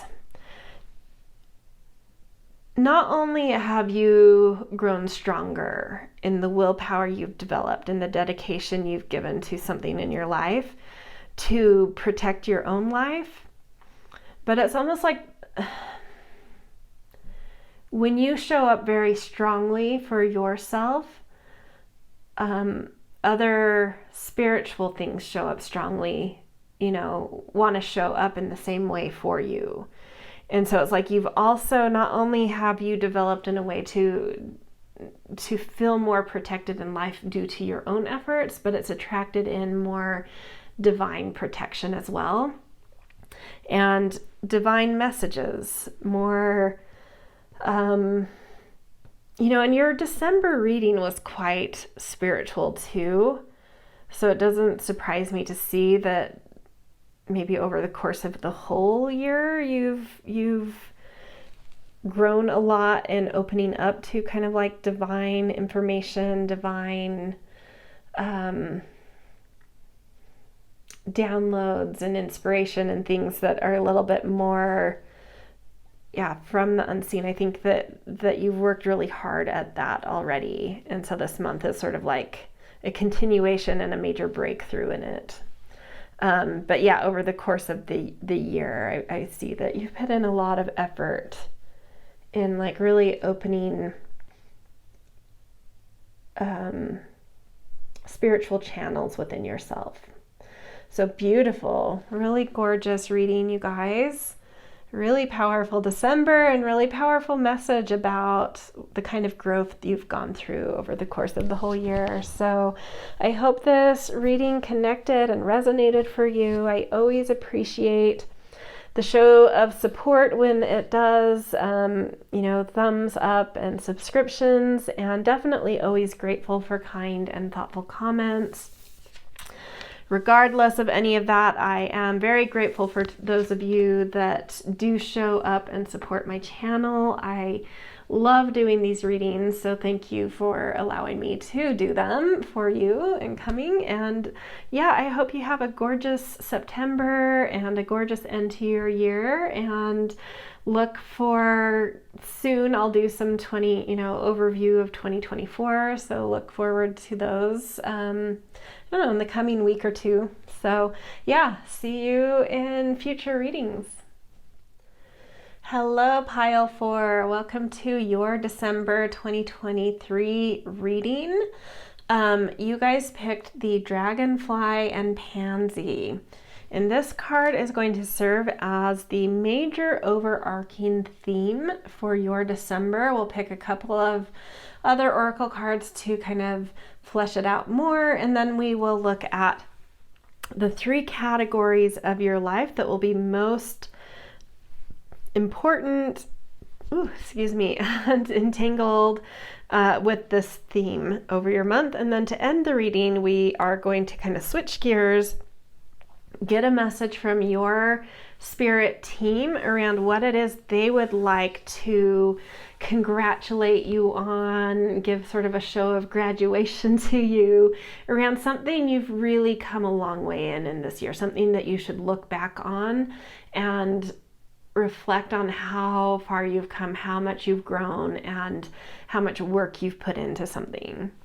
Okay, so jumping into December, the theme of Dragonfly and Pansy with the keyword of balance. And I'm going to be reading from the guidebook for this to kind of get the insight into how Dragonfly and Pansy combine here. So balance. Perching with a delicate grace, the dragonfly is a symbol of balance. Nimble and attuned as a dancer, it moves effortlessly through the air, shifting direction with ease. Pansies are named for the French word panser, who knows if I said that right, meaning thought, and were given by the Victorians as tokens of thoughtfulness. Together, the dragonfly and pansy indicate a harmony of thought and action. Upright, like a dragonfly hovering above water, you are healthy and confident. Your physical skill is matched by your mental and emotional strength. Okay, a couple of questions. Is my attention shared among my various interests and endeavors, or do I tend to favor just one? Am I satisfied by how I spend my time and energy? How can I build more balance into my life? So lovely. The theme I'm getting here with the balance and Dragonfly and Pansy for your December is like really coming into a new clarity and confidence about how to prioritize certain things in your life. What interests and needs deserve what quantity and quality of attention that you have to give. And also realizing that like maybe there's some things that don't make the cut that maybe need to go in order for you to give that quality of attention you want to give onto certain things in your life. And just like really finding that dynamic balance for the now. These are things I feel like shift constantly, but I feel like this December is one where you're really needing to give some focus and attention here. It's like due time for certain things to be reprioritized and to really take an inventory on you know, what you're giving your time and attention to, and are all of the things that you deeply care about at the moment, you know, kind of being fostered and cultivated in a way that you could. Okay, let's get a couple more oracle cards to kind of flesh this out.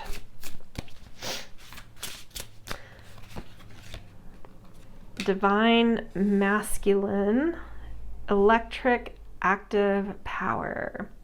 That fits for me. I was about to say before I picked up the Priestesses of Light, which is what we just drew from, that it feels like a lot of lively energy around you in general.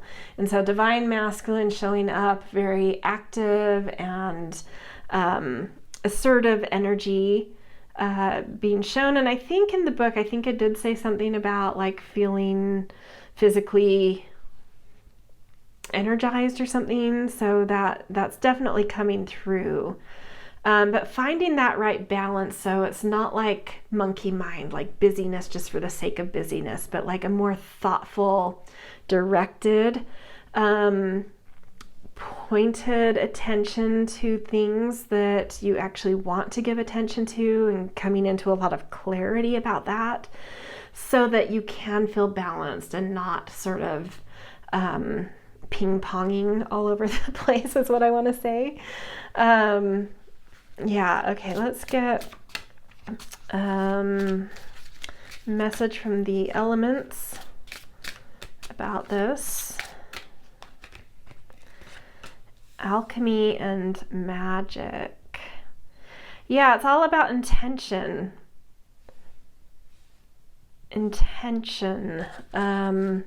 Magic to me is really starts with intention, and then is with that intention creating certain rituals. Like, I mean, I know this is just one way I like to practice magic. I know there's a lot of ways to practice magic, but like, to me, magic is manifesting, it's alchemizing your life to get a result through having intention. And so much of our lives, we function out of kind of background running, automatic running. And so to change certain patterns in your life, or to create a new kind of result in your life, starting with an intention and then creating a little ritual around it. It can be very simple, just something that brings you out of automatic thinking and functioning into the present, into ceremony and ritual where you think and use intention. And by creating that, you know, whatever it is you want to create magic around, a new result around, a manifestation around, by sort of ritualizing a ritual with intention toward that, you are functioning out of intention versus automation. and it can create magic. So I think a little alchemy and magic, or intention and ritual, needs to be found to make your life feel a little bit more sacred. And December wants to help you with this. The energies around you want you to engage with this and want to help you to engage with this, to really, really, take that inventory of where you are giving your time and attention, and how you would like your time and attention to actually look, and finding some alchemy and magic to transform what it is into what you would like it to be. And so using intention, using clarity, using focus and assertion and ritual to make those changes and to alchemize your life and make it feel magic with the kinds of transformations you're able to accomplish in a shorter amount of time than you think is possible. Okay, wow, really interesting what's come out here. Let's look at the 3 categories of life that this is most in relation to and most prominent in your December. 2nd house. So, how are you giving attention to pleasure in your life? To doing things that make you feel good, that feel pleasurable to you, that incite your 5 earthly senses. What kind of intention and focus are you bringing towards feeling a sense of self-worth for yourself? Saying beautiful things to and about yourself. Writing mantras or using others to help reflect to you ways in which you deserve more value in your life. Taking inventory of what you do value, what are your values, and how can those, and giving attention and finding pleasure in the things you value, sort of turn on some magnetism of value attracting into your life. So let's do some cards to get a little further, more calculated into this. Creativity. So maybe there's a creative thing that you should be doing more of that brings you a lot of pleasure, that could really enhance you valuing yourself, you investing in what you actually value. So think about that. 9 of Cups.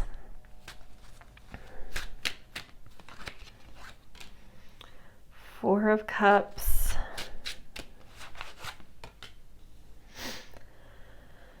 7 of Swords and Queen of Cups.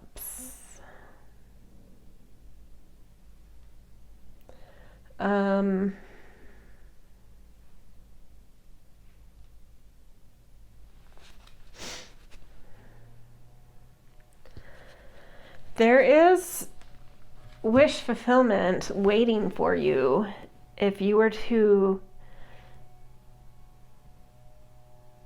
really give into and value some creative potential that's maybe been stifled, or that you haven't seen how it would bring value into your life, but like starting to recognize that, like, the thing is that if I deeply value it, that's the thing that attracts value to me. So even though I kind of feel like the world won't necessarily value it,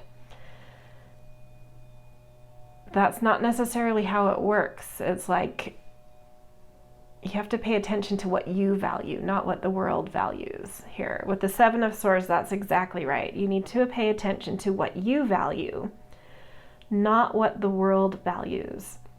And something about that has maybe prevented you from really indulging in the pleasure of something some creative skill or talent or thing that you would even like to develop that you haven't.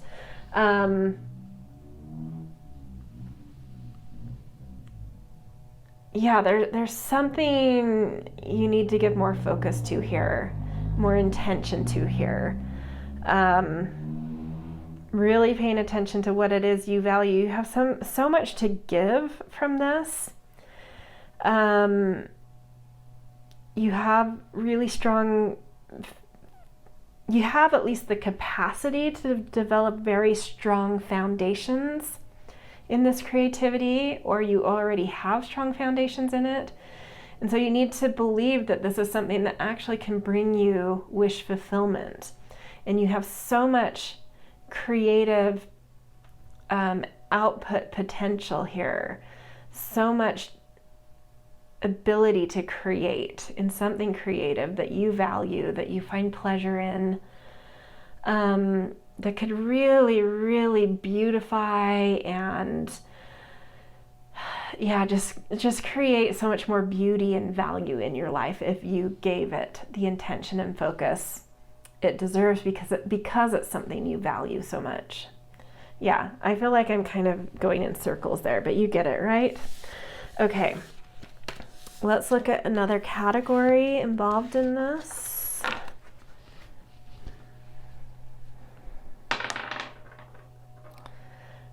Fifth house, all about creativity, leadership, command, being in the spotlight. Yeah, there's something that needs a shift for you, more intention and focus and time and assertion towards how you create and express yourself in life. Okay, let's get some extra context here. Rebirth. I love it. Yeah, so I mean, maybe this is actually something that's gone through a natural cycle where something creative in you sort of went through its paces and came to a natural end, but then maybe you've gone through a period of I don't know, maybe there was some disappointment there, or it's just been a minute since you've felt new impulse in your creativity, but it's coming back up.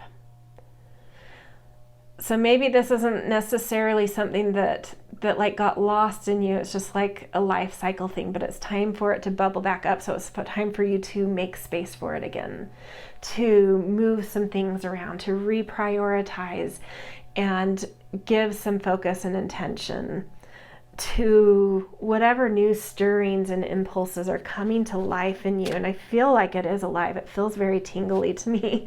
But this is saying December wants to help you to really tune into this and really, really honor the impulses and stirrings you're starting to feel around new creativity coming up for you.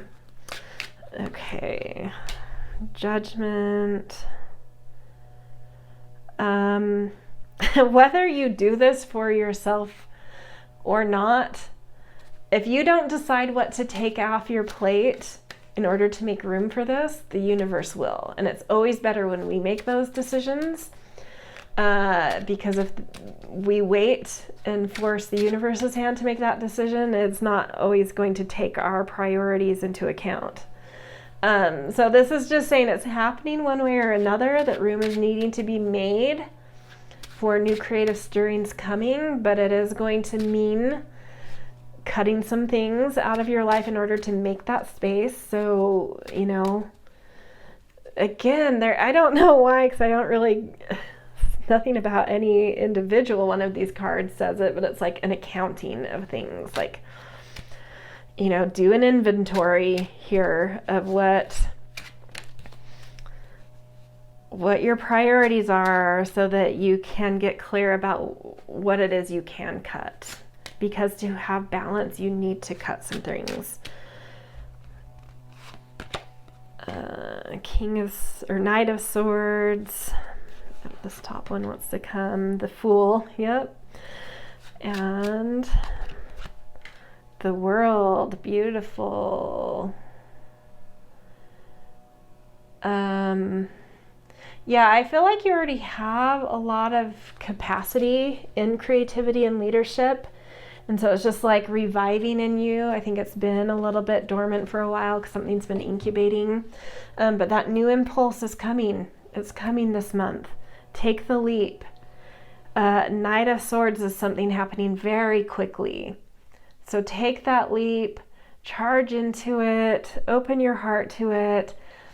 Allow other things to leave your life that now feel less important. Your priorities are shifting. And with the shift in priorities, you have to reorganize how things are. Again, quality and quantity of what's being done in your life. To make space for this new. But when something new and fresh and exciting comes up, we naturally just reprioritize, and whatever falls at the bottom, it will go. And that might sound difficult to you in the moment, but when you latch onto something that excites you so much, it's a natural process.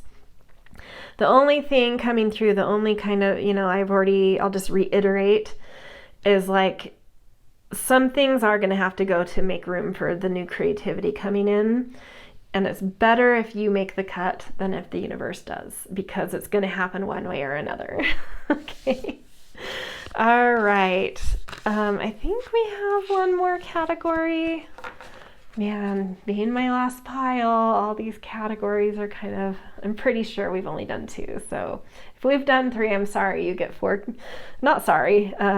Congratulations, you get 4 categories, I guess. But I'm pretty sure this is the 3rd.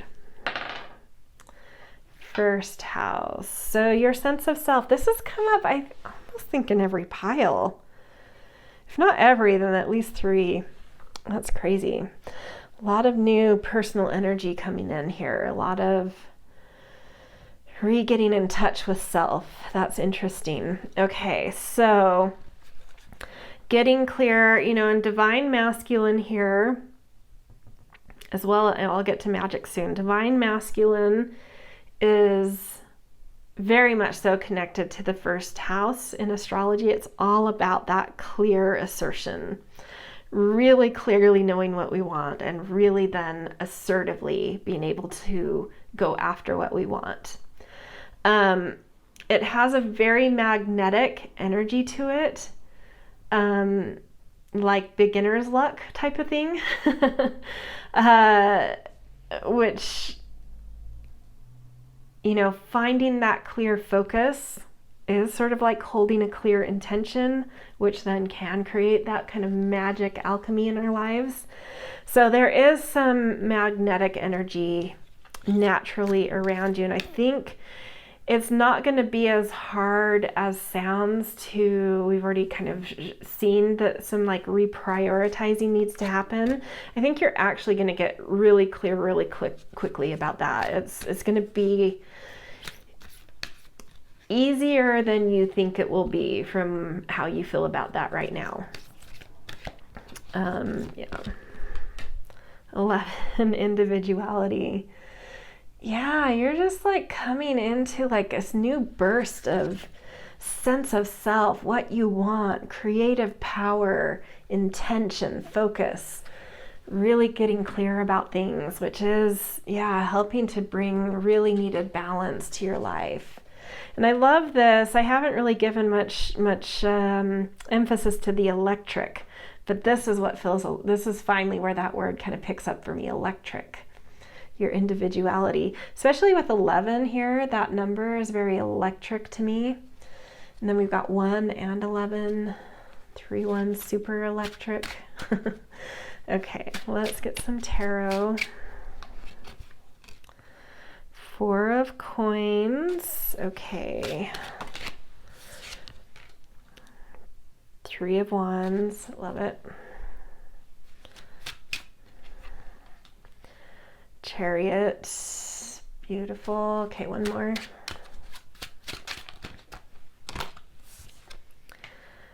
Ten of Coins. Gorgeous. Okay, so the only hiccup here, not really a hiccup, it's just like a encouragement here, is, yeah, I think there's been a lot of creative new energy incubating in you.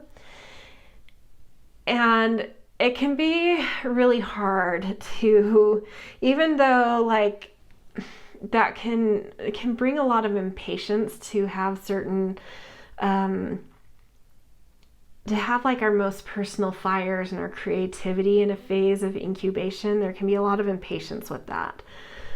But paradoxically, there can also be a lot of fear once that rebirth opens. Once that comes up, it's like you're new, you're vulnerable, you're exposed suddenly, even though it's what you've been wanting. And so there can be this fear and this grasping of like, no, I want to stay in incubation. And this is just saying like, you're strong enough. You have anything new and fresh and rebirth has a lot of resilience. So trust the resilience you have. Trust the strength you've gained by having something really creative and really personal in an incubation. And if you resist, which I just don't see happening, because we've already seen that the universe is going to kind of enforce this anyway. But if the universe wasn't going to step in and you sort of had this choice to like stay in the safe incubation or step out in the world, whatever you were incubating would wilt away. It's not meant to stay in incubation, and it won't thrive or just stay in incubation longer. It will start to collapse on itself. So this is saying like once you're being pushed out of incubation, just trust your strength, your resilience. You've got this. Push past the fears, push past any insecurity, because the individuality coming through, that individuation even coming through is like really, really going to lead you to that place where you are so aligned. It's like this direct route from where you are and what you want to that being actualized, that being attainable, reachable. It's like being able to get from point A to point B with no stops between or no zigzags that take you off course, no detours. It's like straight shot. It's clear, it's direct, it's magnetic, it's quick. It's very in alignment with whatever's coming through for you. It's already very aligned with where your soul is.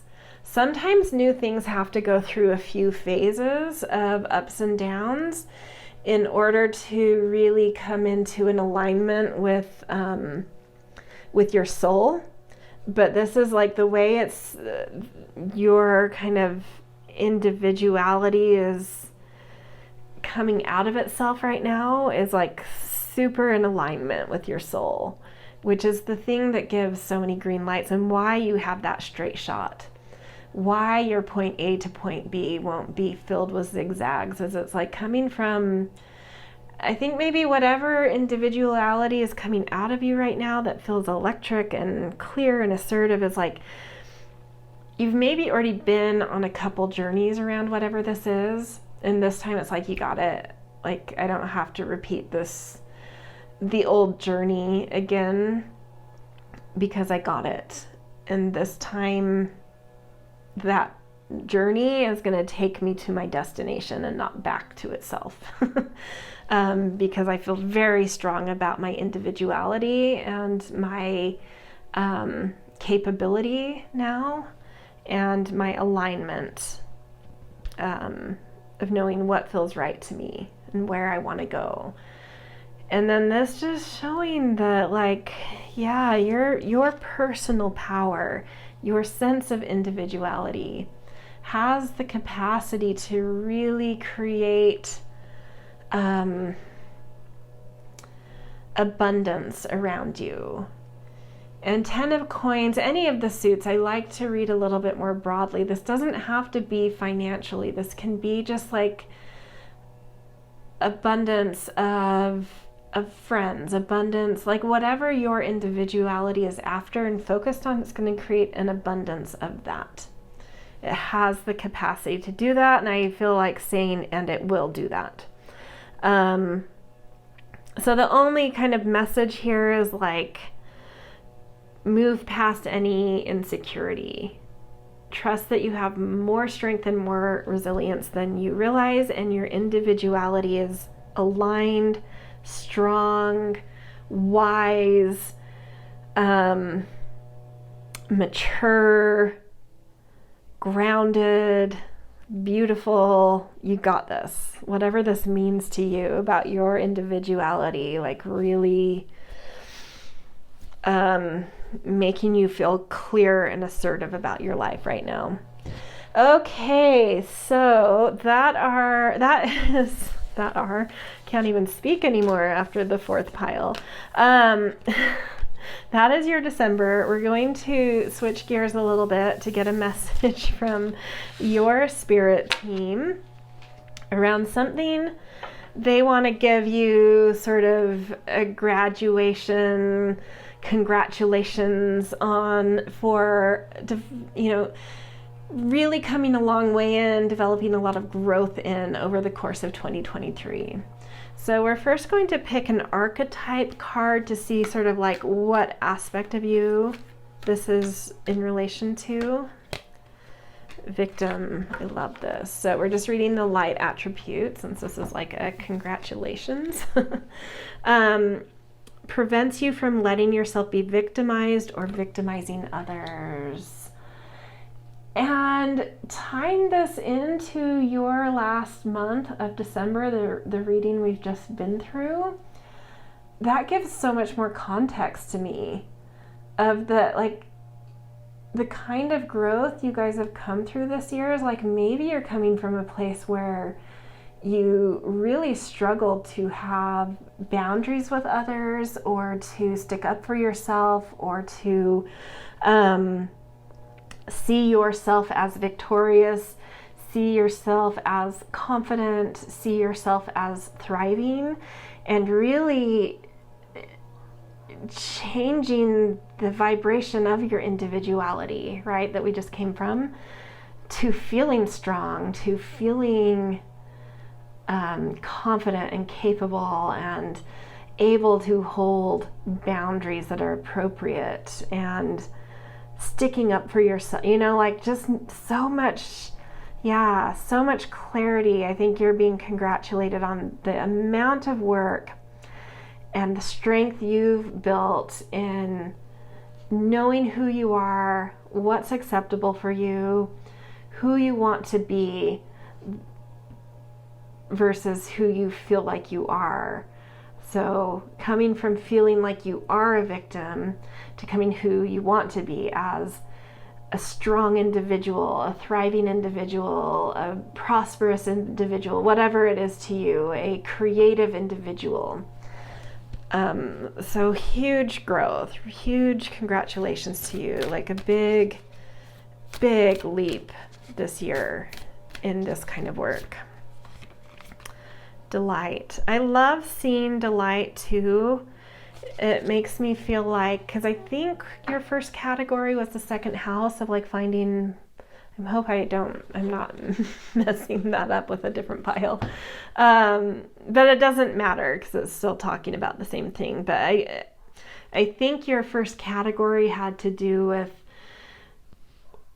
with connecting to the things that gave you pleasure, that give you pleasure, that light up your senses, that you truly value. And this is showing that that's something that this whole year you've worked really hard at, is connecting to pleasure, connecting to finding delight in life, and finding even simple moments of like, this moment today is so great. That smell, that food, that nap, that whatever, just was so great, and like really coming a long way and being able to identify those moments and savor them and languish in them and just revel in them. And so really pulling out that sensation of delight so much more easily and instinctively now. Okay, and then the last card, more of a spiritual message around this. Limbo.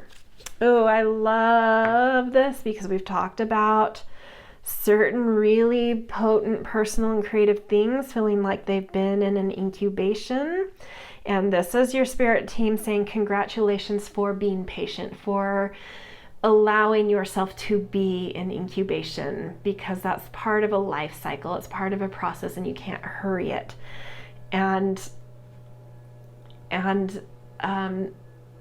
growing through allowing a certain limbo in, because that limbo is the primordial waters, is the incubation. And so I think it's saying congratulations on being patient with that, for being understanding about it, for surrendering into that. It's about to really pay off. That natural life cycle is about to come into that new phase, kicking off this month. And what a way to end the year, right? Because you've worked really hard all year at allowing yourself to be in that state, or aspects of yourself to be in that limbo. And it's, something is birthing now. So good job on patience there. Okay, so this is your December reading, as well as like that message from your spirit team of what they are really proud of you for. I hope it resonated. If so, I always appreciate all the things, the likes, the shares, the subscribes. Definitely always grateful for kind and thoughtful comments. Definitely makes me feel like there are humans on the other side of everything. It's just fun. I usually, scan them and give a heart. I just, it's fun for me to see them. Regardless of any of that, I appreciate you being here and supporting my channel, and I definitely thank you for allowing me to read for you. I love doing it.